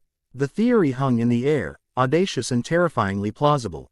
Grindelwald's search for power, Dumbledore's desperate war against him. Perhaps it had all been a prelude, a smaller battle fought on the same cosmic front lines they now found themselves on. Xenophilius Lovegood, Harry said, his voice firm with decision. He's our next stop. He knows what that symbol means. We need answers, and we need them now. The trio's dynamic had been reforged. The resentment and suspicion that had poisoned them for NTHS had been cauterized in the soul fire of the Locket's destruction. As they packed up their camp, leaving the unnatural circle of devastation behind them, they moved with a renewed, shared purpose. Ron, no longer sullen or insecure, took the lead in navigating, his country-bred knowledge of terrain proving invaluable. Hermione handled their enchantments, her spell work more focused than ever. And Harry, holding the sword of Gryffindor, was their undisputed leader, his thoughts already turning from the immediate horror of the Sunderer to the strategic necessity of their next move. Their jour, nay to the Lovegoods' home in Ottery Street Catchpole took them 2 days of careful apparition jumps. They arrived on a windswept hill overlooking a patchwork of green fields. Perched precariously on the very crest of the hill was a bizarre structure that looked like a giant, black rook. It was a tall, cylindrical building that seemed to have been built by a madman, with extra rooms and turrets stuck on at random angles. As they approached, they saw that the garden was in a state of chaos. Gnarled, pulsating dirigible plums hung from a weeping willow, and a sign, crudely painted on a piece of wood and hammered into the ground. Read, "Keep off the Raxperts." But the usual eccentric charm was gone, replaced by an air of neglect and fear. Harry knocked on the heavy, nail-studded front door. For a long moment, there was no answer. Then, a small hatch in the door slid open, and a single, frantic eye peered out. "Who is it? What do you want?" a familiar, dreamy voice asked, though it was now strained with panic. It was Xenophilius Lovegood. "It's Harry Potter," Harry said, projecting his voice clearly. "We're with Ron and Hermione. We need to talk to you." The eye widened. The hatch slammed shut. They heard a series of bolts being frantically undone, and the door creaked open to reveal the disheveled form of Luna's father. He looked years older than he had at the wedding. His long, candy floss hair was greasy and matted, and his robes were stained. His eyes, which usually held a look of gentle, perpetual surprise, were wide with terror. "Come in, quickly," he hissed, ushering them inside and barring the door behind them. The interior of the house was just as strange as the outside, a chaotic jumble of printing presses, stacks of the Quibbler, and bizarre magical artifacts. But the chaos felt different now, less creative, more desperate. A large, spiraling horn from an erumpent, which Xenophilius insisted was a crumple-horned snurcack, was mounted on the wall, and it seemed to leak a fine magical dust over everything. "Mr. Lovegood," Harry began, "we need to ask you about a symbol. The one you wore at the wedding." Xenophilius's eyes darted nervously towards the windows. "The symbol of the Deathly Hallows. Why? Quote, we think it's important," Hermione said gently. "We think it might relate to powers that are beyond the scope of ordinary magic." At the mention of the Hallows, a flicker of Xenophilius's old, fanatical enthusiasm returned to his eyes. He seemed to forget his fear for a moment. "The Hallows. Yes. A quest, is it? You seek them." He gestured for them to follow him up a rickety, spiral staircase. "Very few know the truth. The story is dismissed as a mere children's tale. But it is a story of the deepest, most profound magic." He led them into a circular room that was both a kitchen and a workshop. He bustled around, putting a kettle on a magical stove that hissed ominously, his hands trembling. He began to tell them the story, his voice gaining strength as he recited the familiar words of Beetle the Bard's tale of the three brothers who cheated death. As he spoke, Harry, Ron, and Hermione listened with an intensity that went far beyond hearing a simple fairy tale. They were hunting for clues, for weapons in a war they were only just beginning to comprehend.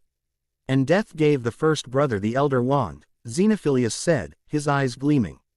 "A wand more powerful than any in existence. A weapon," Harry thought. Could it be powerful enough to fight that thing?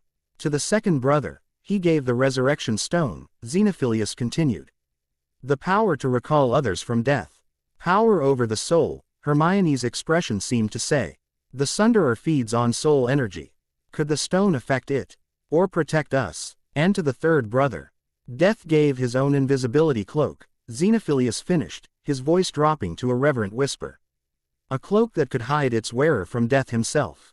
Harry felt a cold jolt run down his spine. The cloak, his cloak, the one that had been his father's, that had never faded or torn, that could hide him from Dementors, from Moody's eye, from anyone. It wasn't just an invisibility cloak. As Xenophilius explained how the symbol represented the three objects combined, the line for the wand, the circle for the stone, the triangle for the cloak, Harry could feel the pieces of a puzzle he didn't even know he was solving begin to slot into place. This was what Dumbledore had been leading them to. Not just Horcruxes, but Hallows. Two sides of the same coin. One, a wizard's attempt to conquer death by mutilating the soul. The other, a wizard's attempt to master death by accepting it. But something was wrong. Xenophilius kept glancing at the door, his attempts to offer Gertie root infusion feeling more like a stalling tactic than genuine hospitality. "Mr. Lovegood," Harry said, his voice level, cutting through the man's nervous chatter. "Where's Luna?" The question shattered Xenophilius's fragile composure. His face crumpled. "They took her," he whispered, tears welling in his eyes. "Because of what I've been writing in the Quibbler. Supporting you. They took my Luna." The betrayal, when it was confirmed, was almost anticlimactic. He had already called the Ministry. Death Eaters were on their way. It was the only way he could hope to get Luna back. He was a father, terrified and broken, willing to trade the Chosen One for his daughter's life. Harry couldn't even find it in himself to be angry. He just felt a profound, weary pity. Then, the house shuddered. The distant crack of apparition was followed by the sound of a blasting curse slamming into the front door downstairs. "They're here," Ron breathed, his wand already in his hand. The battle for the Rook was fast and brutal. Two Death Eaters, Travers and Selwyn, began to systematically dismantle the house from the outside, sending powerful curses shattering through the thin walls. "We need to get to a place where we can disapparate," Hermione yelled over the sound of splintering wood. "No," Harry countered, his mind working with a cold, tactical clarity. If we just disappear, they'll kill him for lying. They need to see us. Ron, you're with me. Hermione, find us a way out. Go. The trio, reforged in the Forest of Dean, moved like a single organism. Hermione sprinted up the next flight of stairs, searching for an escape route. Harry and Ron took up defensive positions by the staircase, ready to meet the enemy. The front door exploded inwards. Travers and Selwyn stormed in, their wands raised. Potter, we know you're in there. Travers roared. The magic they used was visibly wrong. A stunning spell from Selwyn was not merely red, it was a sickly, corrupted crimson that left a trail of black, fizzing energy in its wake, corroding the floorboards where it struck. The Sunderer's influence was spreading, turning Voldemort's followers into conduits for its reality-warping power. Now, Ron, Harry yelled. He leaned over the banister and fired a blasting curse at a stack of printing presses, sending them toppling down onto the Death Eaters, forcing them to scatter. Ron followed, up with a perfectly aimed impediment jinx that caught Travers as he dodged, sending him stumbling into a pile of unsold quibblers. The fight was a chaotic dance of strategy and instinct. They used the bizarre, cluttered environment of the house to their advantage. Harry vanished the stairs behind them, forcing the Death Eaters to find another way up. Ron transfigured a suit of armor into a rampaging, clanking golem that charged their attackers. A powerful curse from below ripped through the floor, a blast of purple energy that reeked of dark magic. Harry and Ron were thrown apart. Selwyn was levitating through the hole, his face a mask of triumphant fury. Nowhere to run, Potter. Before Harry could react, a section of the ceiling above Selwyn groaned, then gave way. A massive, spiraling horn, the Erumpent Horn, crashed down, narrowly missing the Death Eater but blocking his path with its bulk. Harry glanced up. Hermione was on the floor above, her wand pointed at the wall where the horn had been mounted.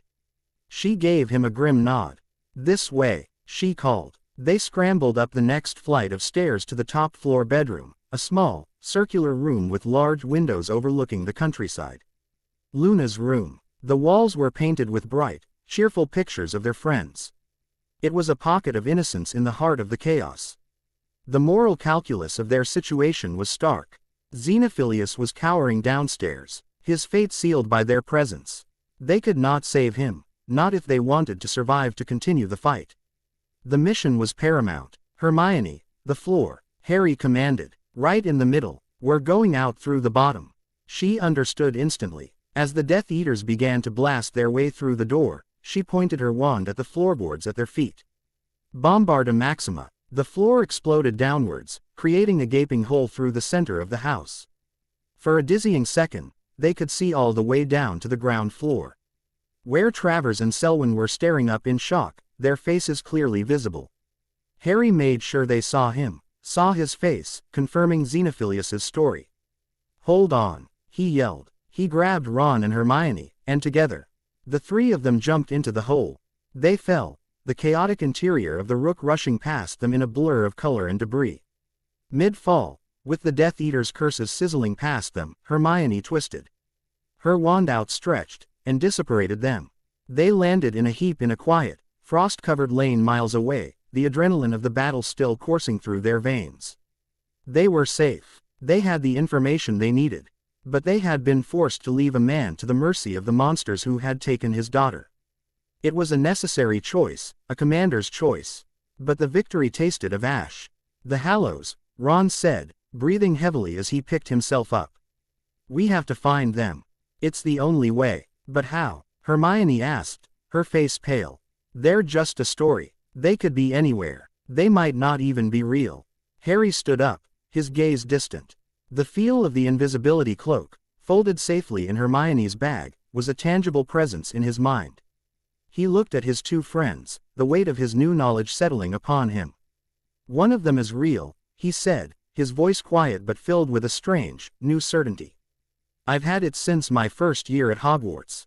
It was my father's. Ron and Hermione just stared at him, their expressions a mixture of shock, awe, and the dawning of a new, desperate hope. The war for the Horcruxes had just become the hunt for the Hallows. Chapter 6 End. Chapter 7. The Price of a Name. Hope was a dangerous and unfamiliar currency. For weeks after their escape from the Lovegoods, the trio operated on its volatile economy. The knowledge of the Hallows had transformed their quest from a grim, attritional slog into a proactive hunt. They were no longer just hiding and reacting, they were moving with purpose. Chasing down the ghosts of Grindelwald and the Gaunt family, trying to piece together the history of the wand and the stone. This new purpose made them bolder. It also made them reckless. The capture, when it happened, was a direct result of this boldness. They were in a derelict cottage on the outskirts of a small wizarding village in Lancashire, following a faint rumor that a descendant of the Peverell brothers had once lived there. They were searching for a family crest, a hidden journal, anything that might point them towards the location of the Resurrection Stone. To speed up their search of the local records, Harry had made a calculated, arrogant decision. He had spoken Voldemort's name aloud. They had used the taboo as a weapon before, a way to lure out low-level Death Eaters and interrogate them. They had grown confident, perhaps too confident, in their ability to handle whatever came.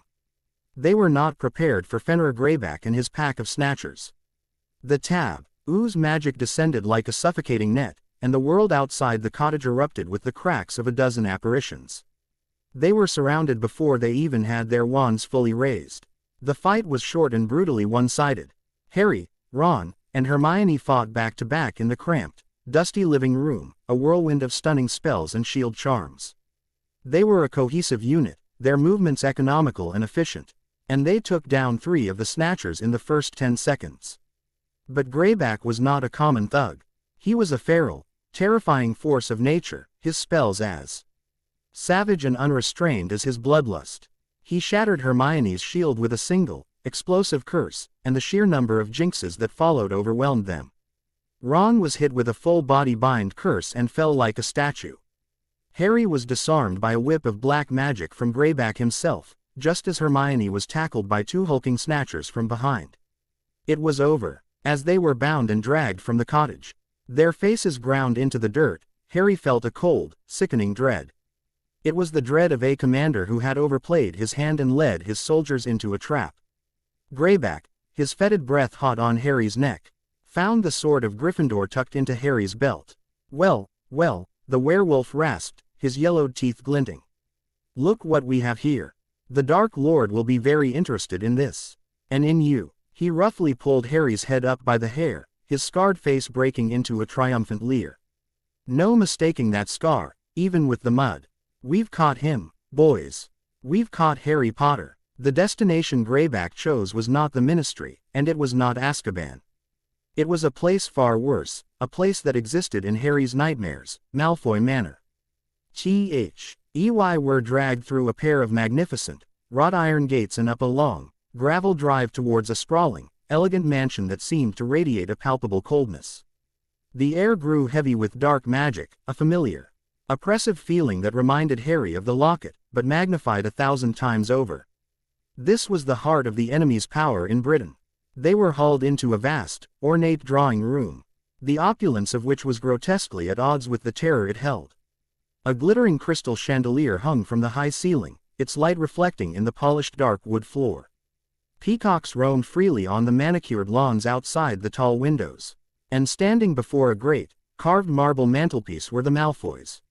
Lucius was a shadow of his former self, his face gaunt and sallow.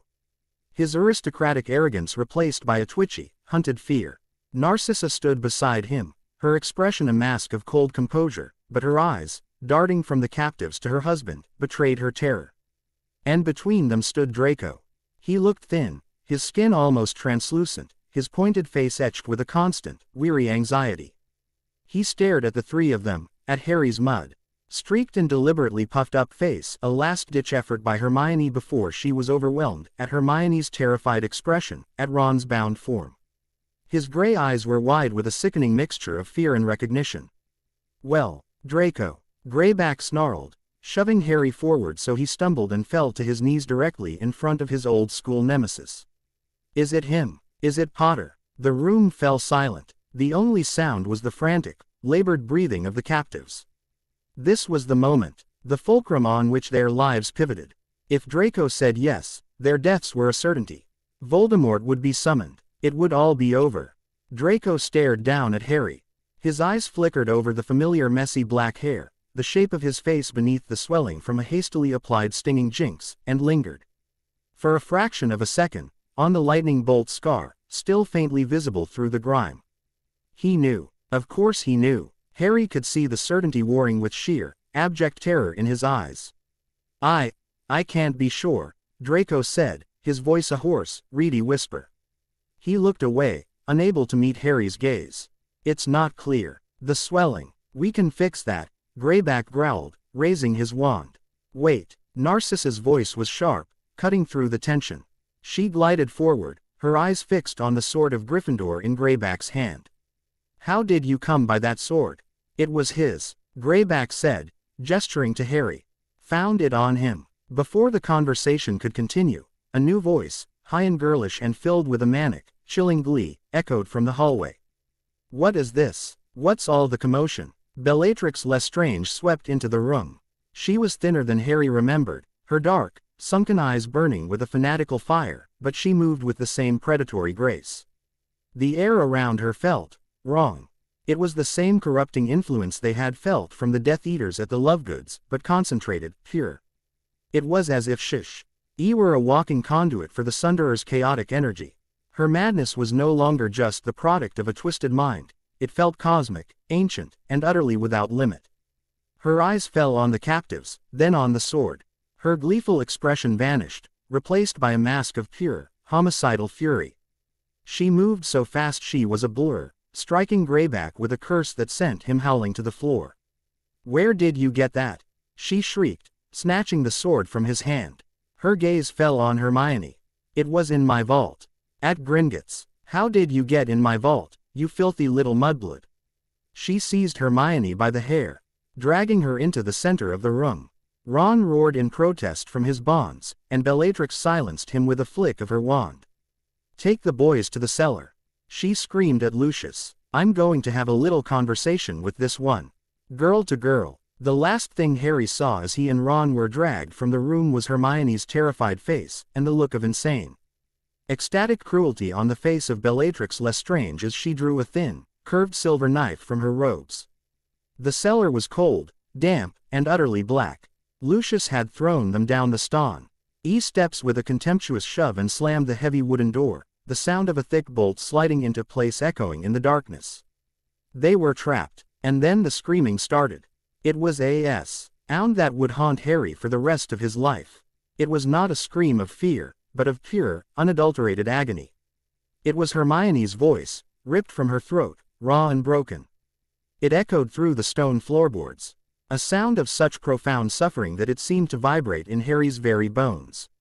Ron was sobbing, a helpless, desperate sound in the darkness. We have to do something. We have to get out. He was throwing himself against the solid oak door, his efforts futile. But Harry was still. He was standing in the center of the cellar, his body rigid, his fists clenched so tight his knuckles were white. The screams were a physical force, tearing through him, shredding the last vestiges of the boy he had been and leaving behind something cold, hard, and utterly lethal. He heard Bellatrix's voice, faint but clear. Between the screams. The sword. How did you get it, Crucio? Another scream, higher and more desperate than the last. Something inside Harry broke. It wasn't a snap of anger, it was a deep, tectonic shift in the bedrock of his soul. The love he felt for Hermione, a feeling that had been a source of warmth and hope, was now being forged by her agony into something else entirely. It was becoming a weapon. A cold, absolute, and unforgiving power. The whispers of the Horcrux he had carried for so long, the terror of the Sunderer, the grief for his parents, for Sirius, for Dumbledore, all of it. Every trauma, every loss, every fear, was consumed by a singular, clarifying purpose. Save her. End them. He felt it then, a power rising within him that had nothing to do with a wand. It was the raw, untamed magic that had regrown his bones, that had vanished the glass at the zoo, that had blown up Aunt Marge. But this time it was not accidental. It was focused. It was a tool of his will. Get back, he said, his voice a low, dangerous growl that didn't sound like his own. Harry, what? Ron started, but stopped as he saw Harry's eyes in the gloom. They were blazing with a terrifying, emerald light. Harry raised his empty hand towards the cellar door. He didn't speak a word. He just focused on Hermione's screams, on the burning, protective fury in his chest, and pushed. The door did not unlock. It exploded. It blew off its hinges with a deafening boom, a blast of pure, concussive force that sent splinters of wood and iron flying up the cellar stairs. The sheer, raw power of the act silenced the entire manor for a heartbeat. Harry walked up the stairs and into the hallway, Ron scrambling behind him in stunned silence. He was no longer a captive. He was an avenging angel. His presence was a physical force, a storm of controlled rage that made the very air in the hallway crackle. He strode towards the drawing room, the sounds of battle already resuming within. He heard a familiar pop. Dobby. A desperate, unspoken call for help from the depths of his soul had been answered. He kicked open the drawing room door. The scene within was chaos. A small, furious house elf was swinging the great crystal chandelier from its chain, which then crashed to the floor in a shower of glass, scattering the Malfoys. Bellatrix had Hermione in a headlock, the silver knife pressed to her throat. But when Bellatrix saw Harry, saw the look on his face, her insane smile faltered for the first time. She saw something in his eyes that was not fear or teenage bravado.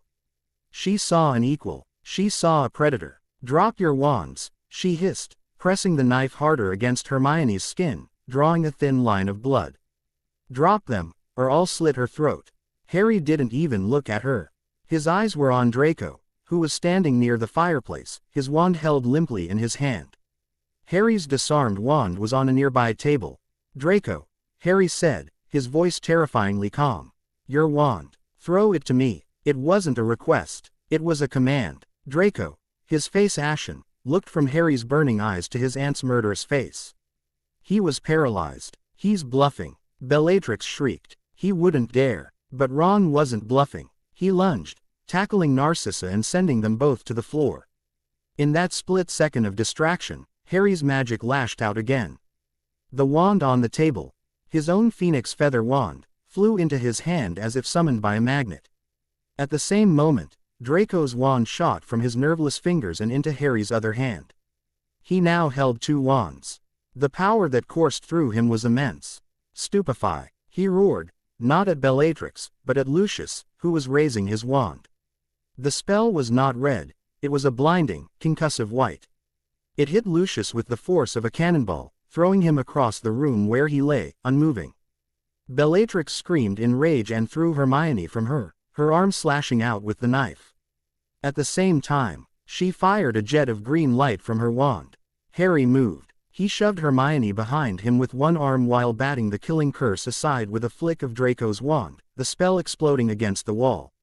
He felt a searing pain in his side, but ignored it.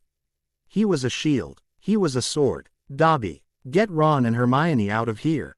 Now," he commanded. "You're not going anywhere, Potter." Bellatrix shrieked, her madness now tinged with a cosmic terror.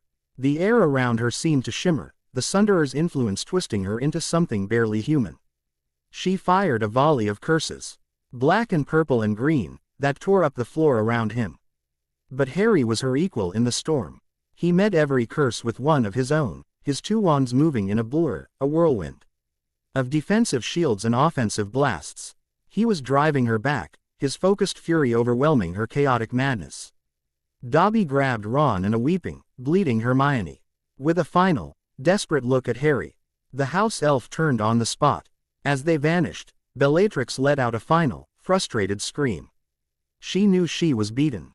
She threw her silver knife with all her might, a last, spiteful act of violence.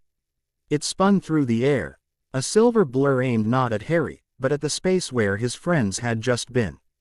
Harry didn't wait to see what happened. He met Bellatrix's gaze one last time, a silent promise of future retribution in his eyes, and dissipated. He landed on soft, damp sand. The air was cold and clean, smelling of salt and seaweed. He could hear the gentle, rhythmic crash of waves. He was out. He was safe. He looked around. Shell Cottage, Bill and Fleur's home, stood on the cliff above, its lights a warm, welcoming beacon. Ron was helping Hermione towards the house. She was hurt, but she was alive. They were all alive. Then he heard a small, weak voice from beside him. "Harry Potter." He looked down. Dobby was lying on the sand, a look of peaceful surprise on his face. The silver hilt of Bellatrix's knife was protruding from his chest. Dobby. No. Harry fell to his knees beside the little elf. He pulled the knife out, but it was too late. A dark stain was spreading across Dobby's small tunic. Dobby, hold on. Hermione can fix this. Hermione. But Dobby just shook his head, his great, green eyes fixed on Harry's. A small, trembling hand rose and touched Harry's cheek. Such a beautiful place, to be with friends, Dobby whispered. Dobby is happy, to be with his friend, Harry Potter. And then, with a small shudder, the light faded from his eyes. The small, brave, loyal heart of Dobby the house elf was still. Harry knelt there on the cold sand, holding the small, limp body in his arms. The waves crashed on the shore. The lights of Shell Cottage twinkled on the cliff. Hermione was safe. Ron was safe. He had won. He had faced them, and he had won. He had unleashed a power he never knew he had. But as he looked down at the peaceful face of the friend who had died for him, the victory tasted of nothing but salt and grief. He had paid for their lives with the life of another. And in the cold, clear moonlight, under the vast, silent sky, Harry Potter wept. Chapter 7 End. Chapter 8. Fire and Gold. Grief is a quiet country, and in the days that followed Dobby's death, Harry Potter became its sole inhabitant. He moved through the sun-drenched, salt-scoured grounds of Shell Cottage like a ghost, the vibrant life of the place, Fleur's cooking, Bill's boisterous laugh, Luna's humming, all seeming to happen on the other side of a thick pane of glass. He had dug the grave himself. At the bottom of the garden overlooking the sea. He had refused to use magic. The rhythmic, punishing work of the shovel, the bite of the spade into the cold, damp earth, had been a penance and a prayer. He needed the ache in his muscles, the blisters on his hands, the stark, physical reality of the task to anchor him in a world that felt increasingly unreal. Ron, Hermione, Bill, Dean, and Luna had stood with him, a silent, solemn guard, as he had gently laid the small, shroud-wrapped body of his friend to rest. The simple, hand-carved headstone read, "Here lies Dobby, a free elf." That act of mundane, muggle-like labor had been a turning point. As he'd stood, watching the tide roll in, a cold, clean resolve had settled over him, displacing the initial, overwhelming wave of grief.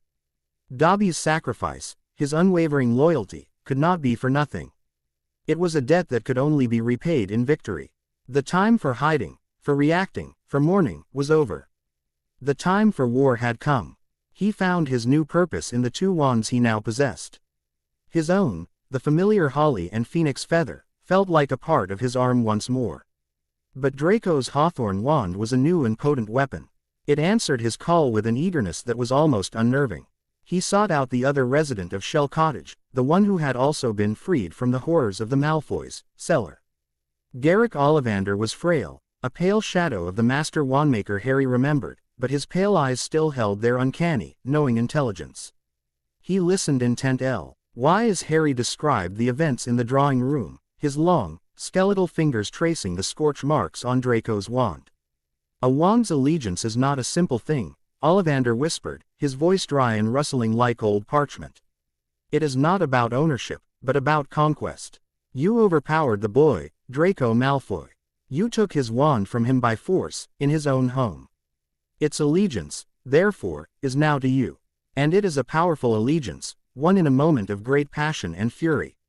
And the other wand? Harry asked, his heart beating a little faster. The one Grindelwald had, that Dumbledore won from him. Ollivander's pale eyes widened slightly. The Elder Wand, he breathed, the name a strange mixture of terror and reverence. The Death Stick. They are whispers, legends, but if what you say is true. If Dumbledore truly bested Grindelwald, then the wand's allegiance would have passed to him. The old man looked at Harry, a profound and startling understanding dawning on his face. And its last master, Albus Dumbledore, who was it that defeated him, Mr. Potter? The question was a key turning in a lock Harry hadn't known he was carrying. He had been there. He had disarmed Dumbledore on top of the astronomy tower. Moments before Snape had arrived. He had conquered the Conqueror. The Elder Wand, wherever it was, belonged to him. The knowledge was a terrifying, exhilarating weight. Armed with this new understanding, Harry's focus became absolute. The Horcruxes. He found Hermione and Ron in the small living room, poring over a map. He relayed what Ollivander had told him, the implications settling over them with a heavy silence. So the most powerful wand in the world is technically yours, Ron said, looking equal parts impressed and horrified. And you know who is probably looking for it right now. Which means we have to move faster, Harry said. Bellatrix. At the manor. She was terrified when she saw the sword. She kept screaming about her vault. Why? Hermione, who had been listening intently, her brow furrowed in thought, suddenly gasped. Of course. The cup. Harry, when Dumbledore and I were talking about potential Horcruxes, we listed items from the Hogwarts founders. We have Slytherin's locket. We know Ravenclaw's diadem is a possibility. What about Hufflepuff's cup? She looked at him, her eyes bright with a dreadful certainty. Bellatrix Lestrange, one of Voldemort's most trusted, fanatical followers. He wouldn't have given her the sword to guard. But an ancient, priceless artifact that once belonged to Helga Hufflepuff. That's exactly the kind of trophy he would entrust to her, hidden in the one place she believed to be impenetrable, her Gringotts vault. The logic was flawless. The target was identified, but the challenge was monumental. Gringotts was a fortress, guarded by ancient magic, curses, and a race of beings who held wizards in deep contempt. They had only one possible way in. Their meeting with Griphook the Goblin took place in the smallest, most private bedroom of the cottage. He was recovering, but his spirit was unbroken, his dark eyes filled with a shrewd, calculating intelligence and a simmering, centuries-old resentment. You want me to help you break into Gringotts? Griphook rasped, a sound that was half laugh, half sneer. Into the deepest, most secure vaults. This is a wizard's madness. We know there's a Horcrux in the Lestrange vault, Harry stated, dispensing with pleasantries. He was not here to beg. He was here to make a deal. We need to get to it and destroy it. You can get us in. And what do I get in return for this suicide mission? The goblin asked, his eyes glinting. Gold, Ron offered weakly. Griphook laughed outright at that. A wizard offers a goblin gold. Your vaults are filled with treasure that was crafted by my people, stolen or swindled over the centuries. His eyes narrowed, fixing on the object leaning against the wall by Harry's chair. I want the sword of Gryffindor. It was forged by Ragnik I. It is a goblin masterpiece.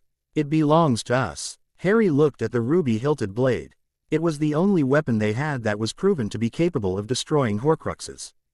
Giving it up was a catastrophic risk. But he saw the unyielding avarice in Griphook's eyes. There was no other price the goblin would accept. You'll get the sword, Harry said, his voice cold and level. Ignoring the sharp, warning look from Hermione. After you have gotten us into the vault and safely out again. Into the vault, Griphook countered immediately. That is the deal. I will get you in. Getting out is your concern.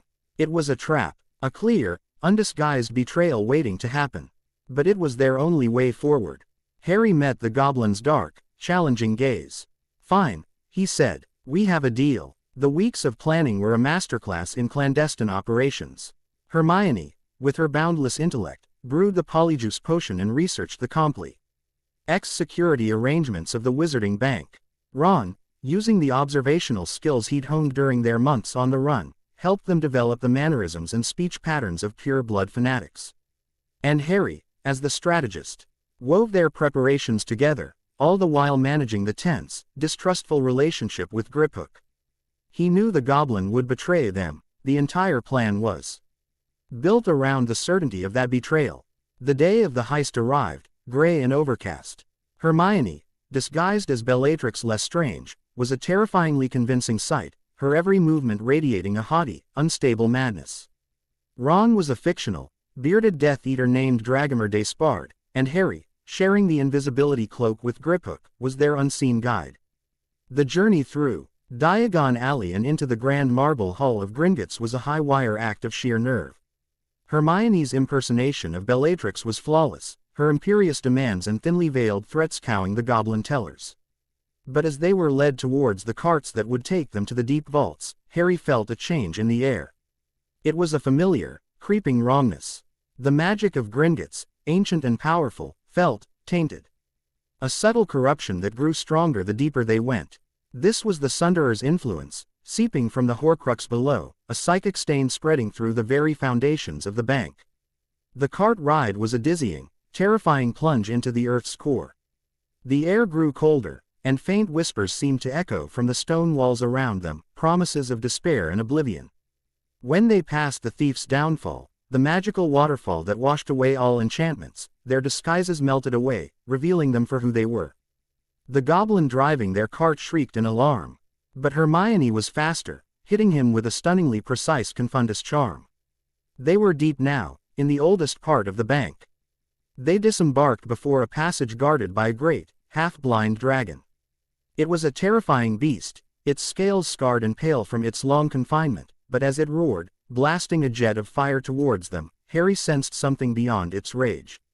It was terror. The beast wasn't just afraid of the goblins and their clankers, it was utterly, primally terrified of the presence that dwelled deeper in the tunnels, in the Lestrange vault.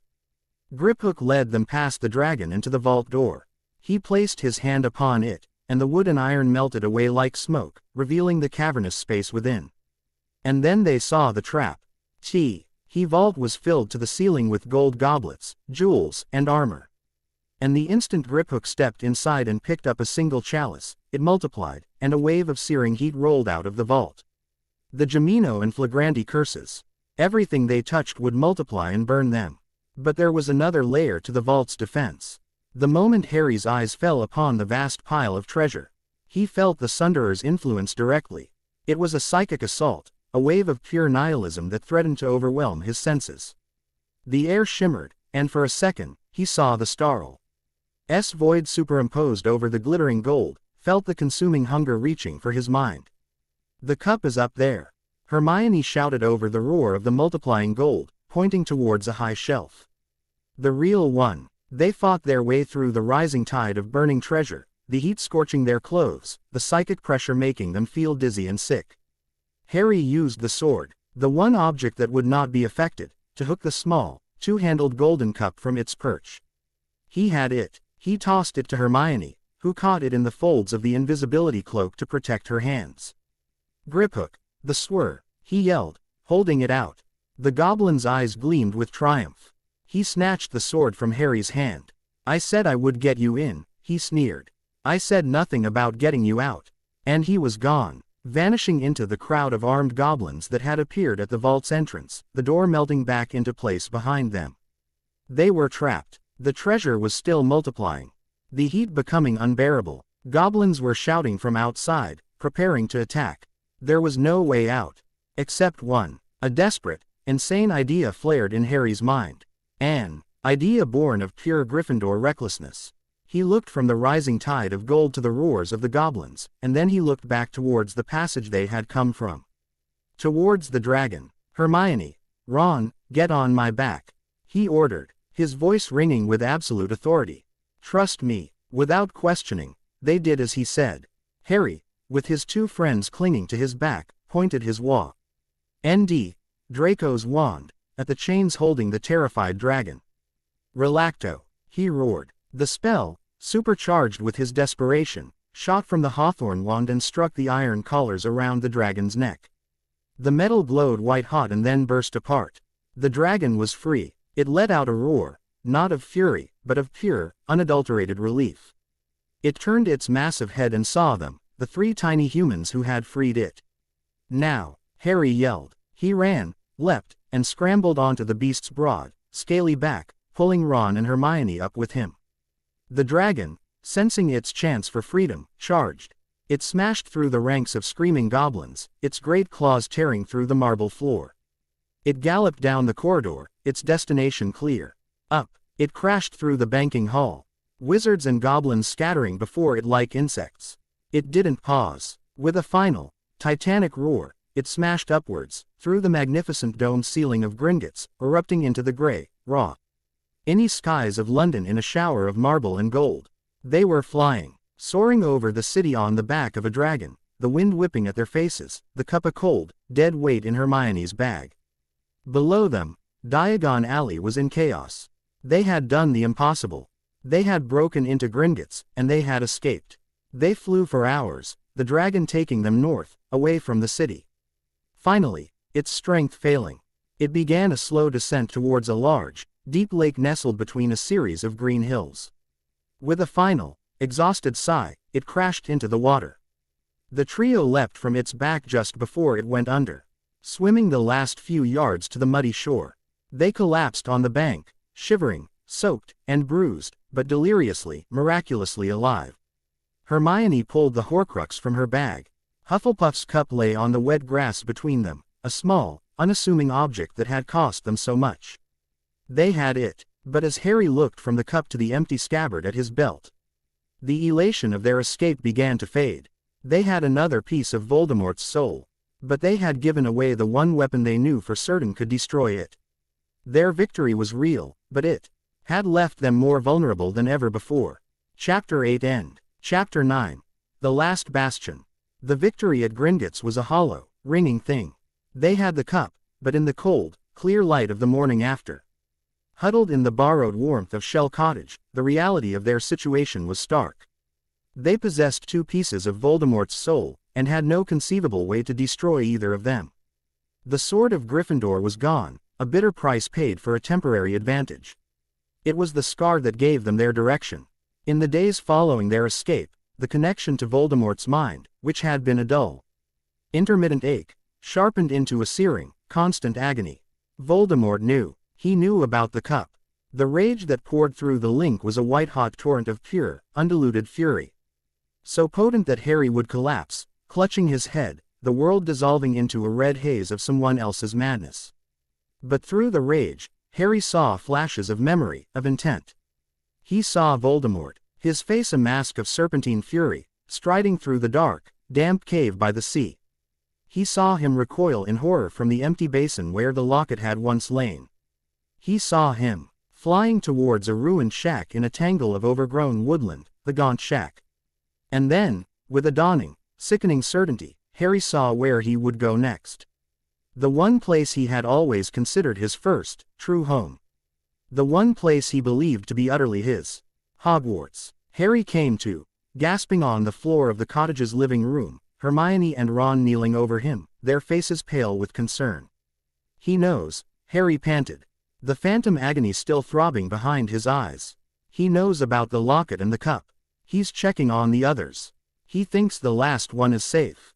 He's going to Hogwarts. The finality of it settled over them.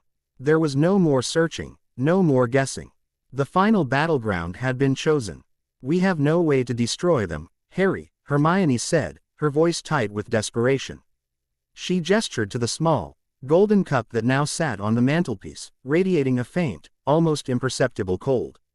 Even if we get the one at Hogwarts, what's the point?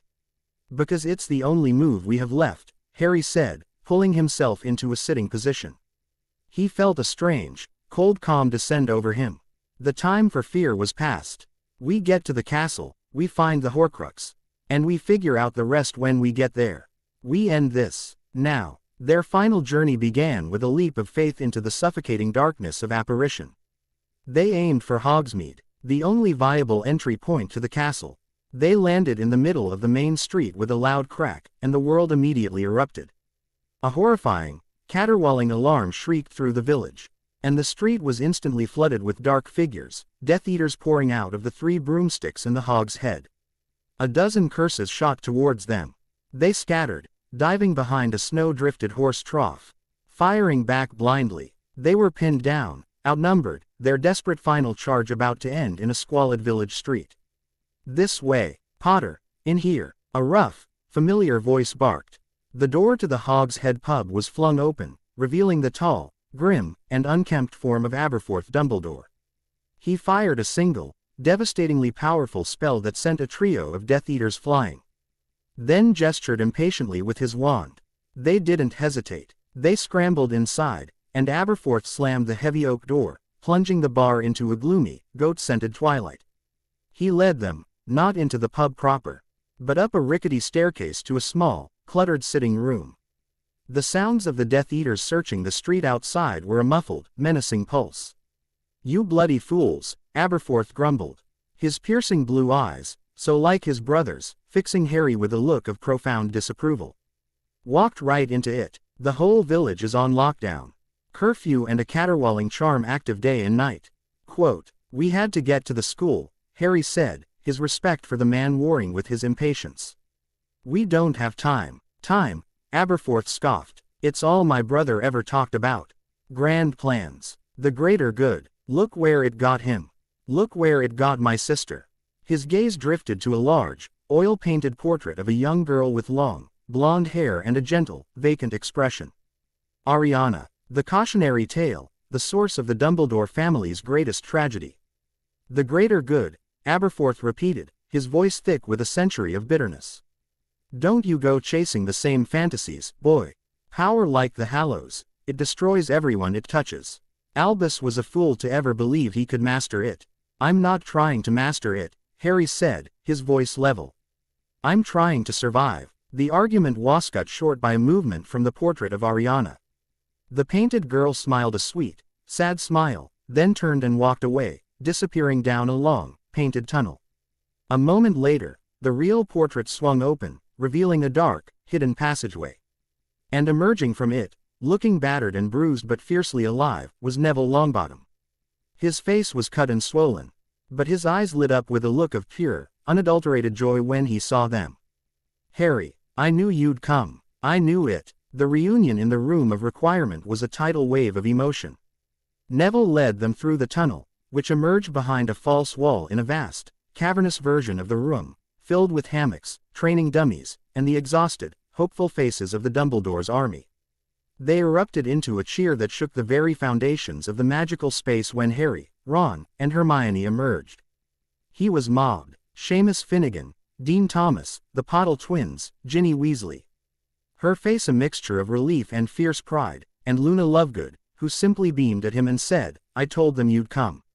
They were thinner, hardened by months of living as fugitives within their own school, but they were not broken. They were a guerrilla army, and Harry's arrival was the signal they had been waiting for. The atmosphere in the room crackled, our weary hope igniting into a blazing fire of defiance. Harry felt the weight of their trust, of their hope, settle on his shoulders. But it was not a burden. It was armor. He climbed onto a table, his voice ringing with a clarity and authority that silenced the room. "I can't tell you everything," he began, his eyes sweeping over their faces. "But Voldemort is on his way. He's looking for something that was hidden in this castle. I need to find it. It might be an object that belonged to Rowena Ravenclaw. A lost heirloom. Does anyone know anything about it?" Luna's dreamy voice cut through the ensuing murmur. "The lost diadem of Ravenclaw. Daddy's written about it, but it's lost, isn't that the point?" The path was clear. The target was identified, but as the DA began to buzz with suggestions, a sudden, cold voice, magically amplified, echoed through the room, through the entire castle. It was a voice that belonged in nightmares. "I know that you are harboring Harry Potter," Voldemort's high, cold voice hissed, seeming to come from the very stones themselves. "Surrender him to me, and you will not be harmed. You have 1 hour." The war had begun. What followed was a maelstrom of organized chaos. Professor McGonagall's voice soon echoed through the castle, ordering the evacuation of the younger students and calling all of age students to fight. The members of the ORDER of the Phoenix began to arrive through the tunnel from the Hog's Head: Kingsley Shacklebolt, Remus Lupin, Mad-Eye Moody, Tonks, Arthur and Molly Weasley.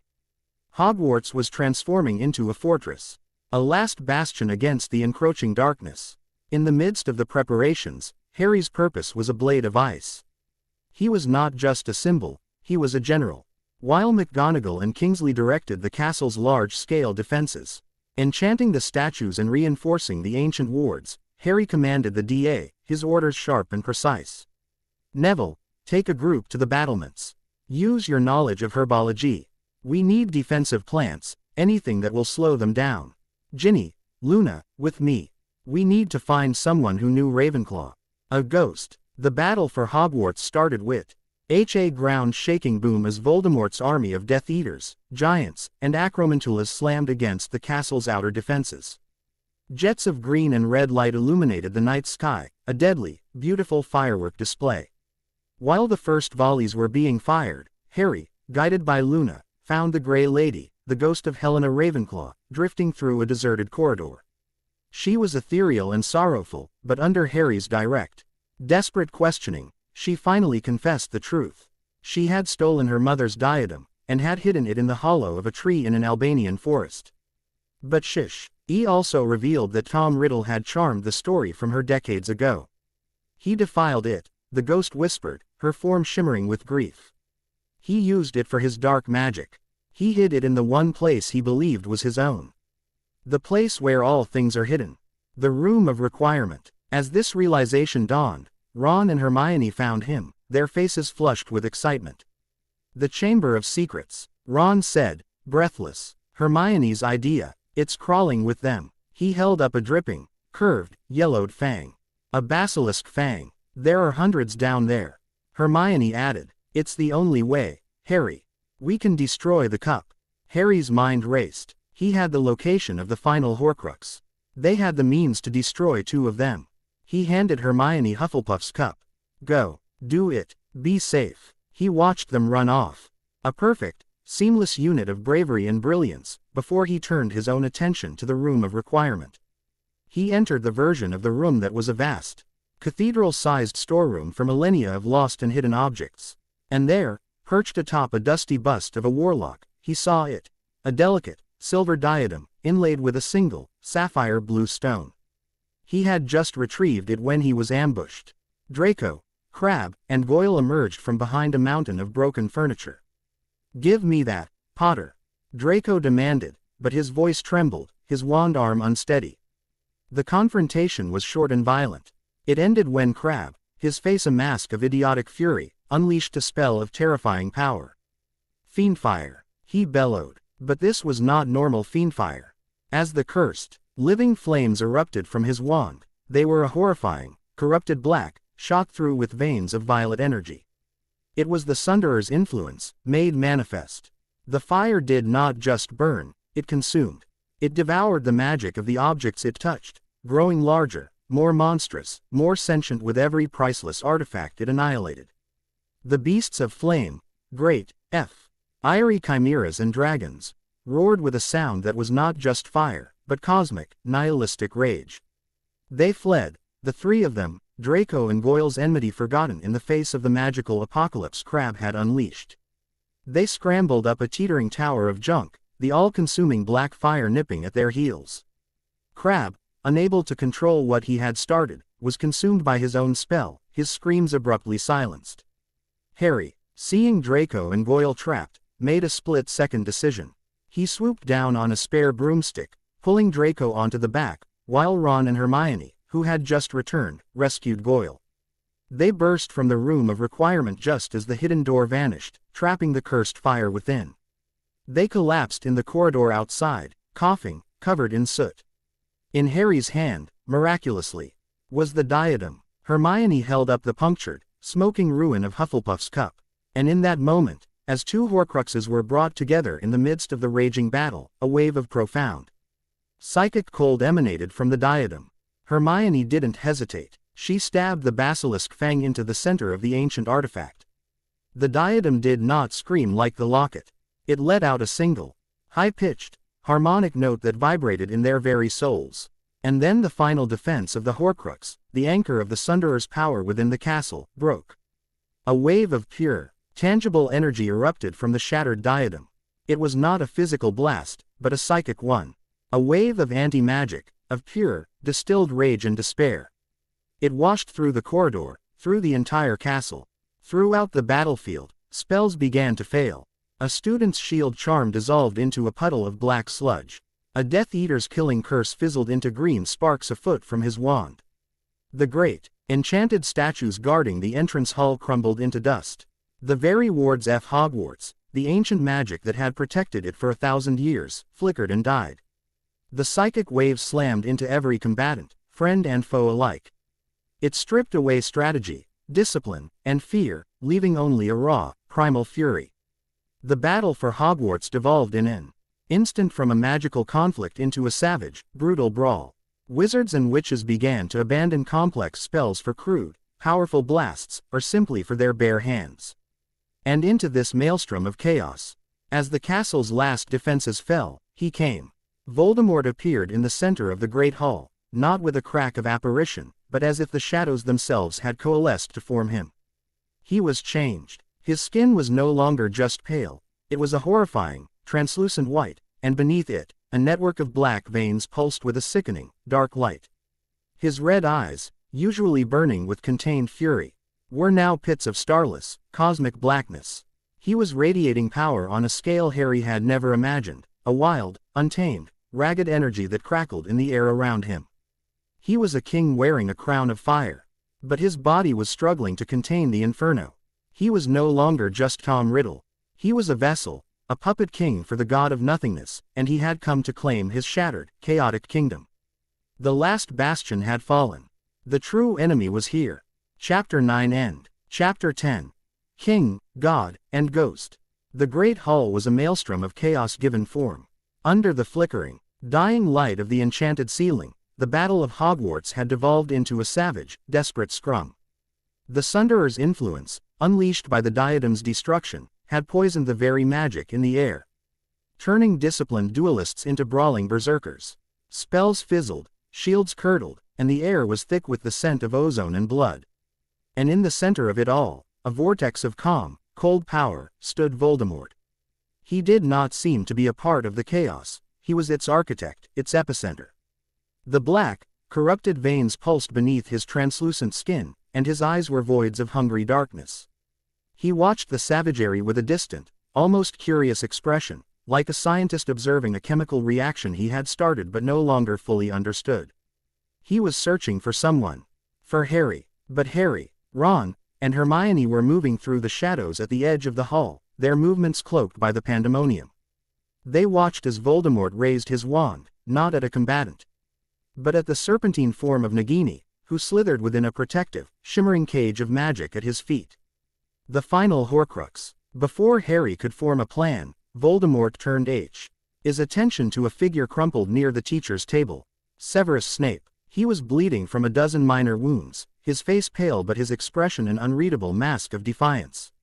"It is the only way, my lord," Snape was saying, his voice a low rasp. "The wand, it cannot serve you fully while I live." Voldemort's gaze was utterly devoid of emotion.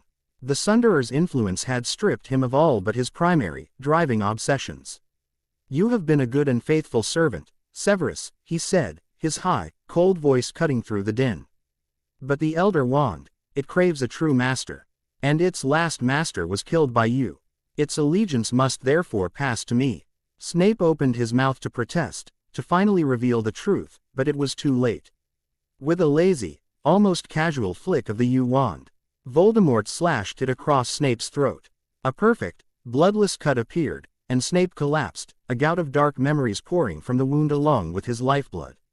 Nagini's cage dissolved, and the great snake struck once, twice, its fangs sinking deep into Snape's neck before Voldemort called it back. Leaving Snape to die, Voldemort turned and swept from the Great Hall, a god of death leaving his temple of slaughter. Harry moved before he even thought, sprinting towards the dying man, Hermione's crystal phial already in his hand. He knelt by Snape, the man's black eyes, now wide and full of a desperate, final urgency, fixing on his. He collected the shimmering, silvery memories, and as the last of them drained away, the life faded from the eyes of the bravest man he had ever known. In a small, abandoned classroom, with the sounds of the battle a distant, roaring sea, Harry plunged his face into the pensieve of Snape's memories. He saw it all: the childhood friendship with his mother, the tormented school years, the prophecy, the desperate plea to Dumbledore, the unbreakable vow, and the final, devastating truth. He saw Dumbledore, his face full of a terrible, compassionate pity, explaining that the night Voldemort had failed to kill him, a piece of his soul had splintered off and latched onto the only living thing in the room. He, Harry, was the seventh Horcrux. He pulled his head from the pensieve, the truth a block of ice in his stomach. It wasn't a choice anymore. It was a destiny, a final, perfect trap laid by Albus Dumbledore. He had been raised not as a hero, but as a pig for slaughter. He found Ron and Hermione waiting for him, their faces etched with dread. They knew, from the look in his eyes, that everything had changed. "I'm the last one," Harry said, his voice strangely calm. The Horcrux in me. He can't be killed while I'm alive. I have to go to him. What? Ron said, his voice cracking. No, Harry, no. Hermione was silent, but Our face was a mask of shattering comprehension. She had known, or at least suspected. Her brilliant mind had pieced together the clues, but her heart had refused to accept the conclusion. Tears streamed down her face, silent and unstoppable. I'm going with you, she whispered, her voice fierce. No, Harry said, his voice gentle but absolute. He stepped forward and pulled her into his arms, a hug that was both a hello and a goodbye. You can't. You and Ron, you have to kill the snake. Kill Nagini, and then it's just him. He pulled back, holding her face in his hands, his thumbs wiping away her tears. He leaned in and kissed her. A deep, desperate kiss filled with all the love and all the future they would never have. I love you, he murmured against her lips. He clapped a hand on Ron's shoulder, a final, brotherly gesture. And turned before they could stop him. He walked away, pulling the invisibility cloak over his shoulders, leaving them in the empty classroom with the echoes of a broken future. His walk to the Forbidden Forest was a final, solemn pilgrimage. He was not afraid. The fear had been burned out of him, leaving only a quiet, sad resolve. As he passed the threshold of the trees, he pulled the snitch from his pocket and pressed it to his lips. I am about to die, he whispered. The golden ball opened, revealing the small, cracked black stone within. The resurrection stone. He turned it 3 times in his hand. They appeared around him, not as ghosts, but as they had been in life, shimmering and solid in the moonlight. His mother, her green eyes so like his own, filled with a fierce, maternal love. His father, tall and proud, giving him a reassuring smile. Sirius, his face young and handsome and reckless. And Remus Lupin, his expression gentle and weary, but proud. You've been so brave, Lily whispered. We're so proud of you, James added, his hand resting on Harry's shoulder. Does it hurt? Harry asked, his voice that of a small, lost boy. Quicker than falling asleep, Sirius assured him. They walked with him, a spectral honor guard, their presence a shield against the dementors that swirled at the edges of the clearing. In the center, surrounded by a ring of his most devoted Death Eaters, stood Voldemort. Harry let the stone fall from his numb fingers. His family vanished. He dropped the invisibility cloak. He was alone. He stepped into the clearing. Voldemort saw him and his red eyes widened, a flicker of triumph in their dark depths. Harry stood tall, his hands at his sides. He did not raise a wand. He looked into the face of his nemesis and thought of Hermione, of Ron. Of the life he was giving up for them. Avada Kedavra, Voldemort screamed. A flash of green light, a rushing sound, and everything went white. He was in a vast, clean, sunlit space. It looked like King's Cross Station, but it was pristine, silent, and empty. Under a bench, whimpering, was a small, flayed, mutilated creature. A piece of Voldemort's soul. Harry knew, without knowing how, that he could board a train here and go on. A remarkable boy, a brave, brave man. Albus Dumbledore was walking towards him, his robes a brilliant white, his expression serene. He explained it all. The blood protection Lily had given him, tethered to Voldemort's own veins. The Horcrux inside him, destroyed by the killing curse, while Harry himself, the true owner of the soul, was protected. But as Dumbledore finished, the clean white light of the station seemed to dim.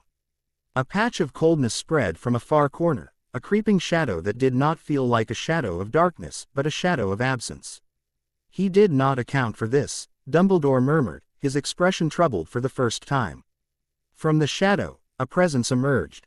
It had no form, no substance, but Harry felt its mind touch his. It was the Sunderer, or a shade of it, an echo drawn to this metaphysical crossroads. It did not speak in words, but in pure, cold concepts that bloomed in Harry's mind. It was ancient, a scavenger from the void between realities. It was drawn to the scent of fractured souls, which were like wounds in the fabric of existence. Voldemort's Horcruxes had been a feast, and Voldemort himself had become its prime gateway, a gaping wound into their world. By destroying the Horcruxes, they had been cauterizing the smaller wounds. By allowing himself to be killed, Harry had healed the primary one. Voldemort's soul was now whole, mortal, and no longer a suitable anchor. The Sunderer's main gateway was closing. "You have starved me," it projected, a feeling of cold, ancient disappointment. "The vessel is broken, but the echoes remain. I will feed on the scraps." The shadow receded. The light returned. Dumbledore gave him a final, sad smile. "You have a choice, Harry. You can board a train. Or you can go back." Harry looked back in the direction he had come. He thought of Hermione's face, of Ron's loyalty, of the world they were fighting for. It was never a choice. He woke to the feel of damp leaves on his face. He was alive. The scene with Narcissa played out in a blur of terror and deception, her love for her son saving his life. He was carried, limp and lifeless, back to the castle. The victory procession of the Dark Lord, a grim, triumphant march. Voldemort displayed his body to the defenders. The screams of grief, Hermione's a raw, soul-tearing sound that lanced Harry's heart, were his signal. As Neville stood defiant, the sorting hat on his burning head, and drew the sword of Gryffindor, chaos erupted. The centaurs charged, Grop roared, and Harry threw off the cloak. The final duel was not a grand, protracted battle. It was a conclusion. In the center of the great hall, they circled each other, king and ghost, tyrant and boy who would not die.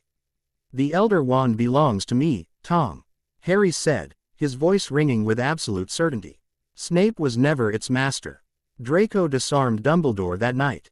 And I disarmed Draco. I am its master." Voldemort's shriek of denial was drowned out as he fired his killing curse and Harry his disarming charm.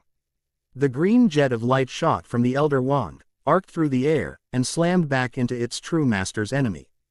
Tom Riddle hit the floor with a mundane finality, his body mortal and broken.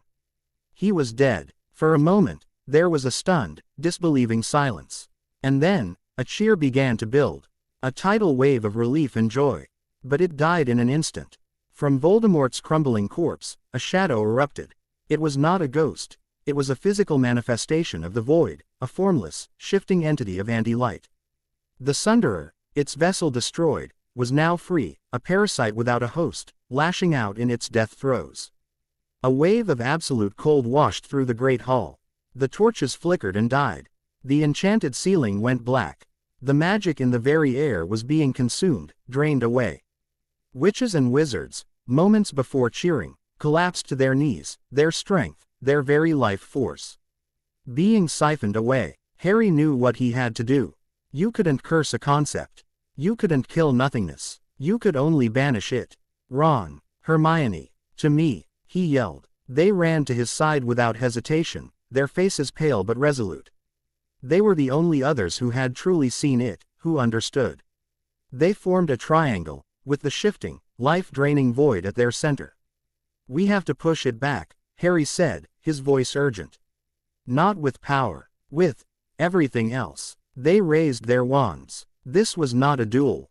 It was an act of creation in the face of annihilation. Ron went first. He closed his eyes and poured all his loyalty, all his heart, all his fierce, unwavering love for his family and his friends into his magic.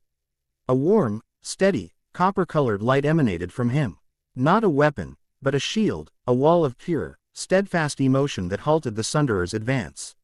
It was the feeling of a warm bed at the burrow, the taste of one of his mum's treacle tarts. Hermione was next. She channeled her brilliant mind, her insatiable love of knowledge, her fierce belief in logic and order. Her magic was a complex, shimmering web of silver and gold, a matrix of ancient, powerful banishing runes woven from pure theory. It was the scent of old parchment in the library, the quiet satisfaction of solving an impossible problem. Her spell gave their defense a shape, a structure, a purpose. Finally, it was Harry. He was the focus. He was the master of death, the boy who lived because he had chosen to die for others. He held the Hallows not as tools of power, but as symbols of acceptance. He poured everything he was into his wand, his love for his parents, his grief for his friends, his fierce, all-consuming love for the girl who stood beside him. His magic was not a color. It was pure, dazzling, life-affirming light.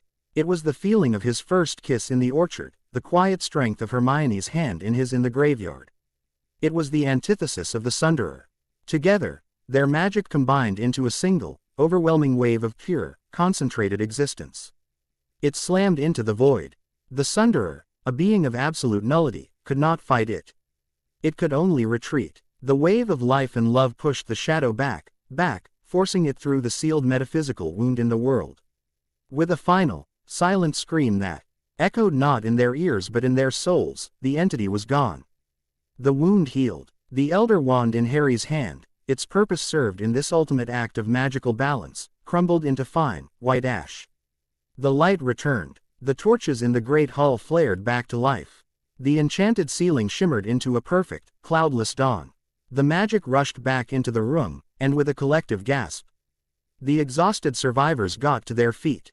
The war was over. The hours that followed were a blur of tears and reunions, of mourning and rebuilding. Harry saw the Weasleys, grieving for Fred, but together, their love a fortress. He saw the Malfoys slipping away, irrelevant and forgotten. But he found his peace not in the celebrations, but on a shattered battlement, as the first rays of the rising sun painted the ravaged landscape in hues of gold and rose. Hermione was there, waiting for him. Ron stood a little ways off, a silent, understanding guard. Harry walked over to her and took her hand. They didn't speak. They didn't need to. They just stood together, watching the sunrise over their broken, scarred, but finally peaceful world. Their journey, which had started with a whispered confession in the fragile joy of a wedding, had led them through the deepest darkness imaginable. They had faced a tyrant king, a hungry god, and the ghosts of their own pasts. And they had won, not with power, not with ancient prophecies, but with a love that had been tested in fire and had refused to burn. Together, they watched the dawn of the first day of the rest of their lives. Chapter 10 End.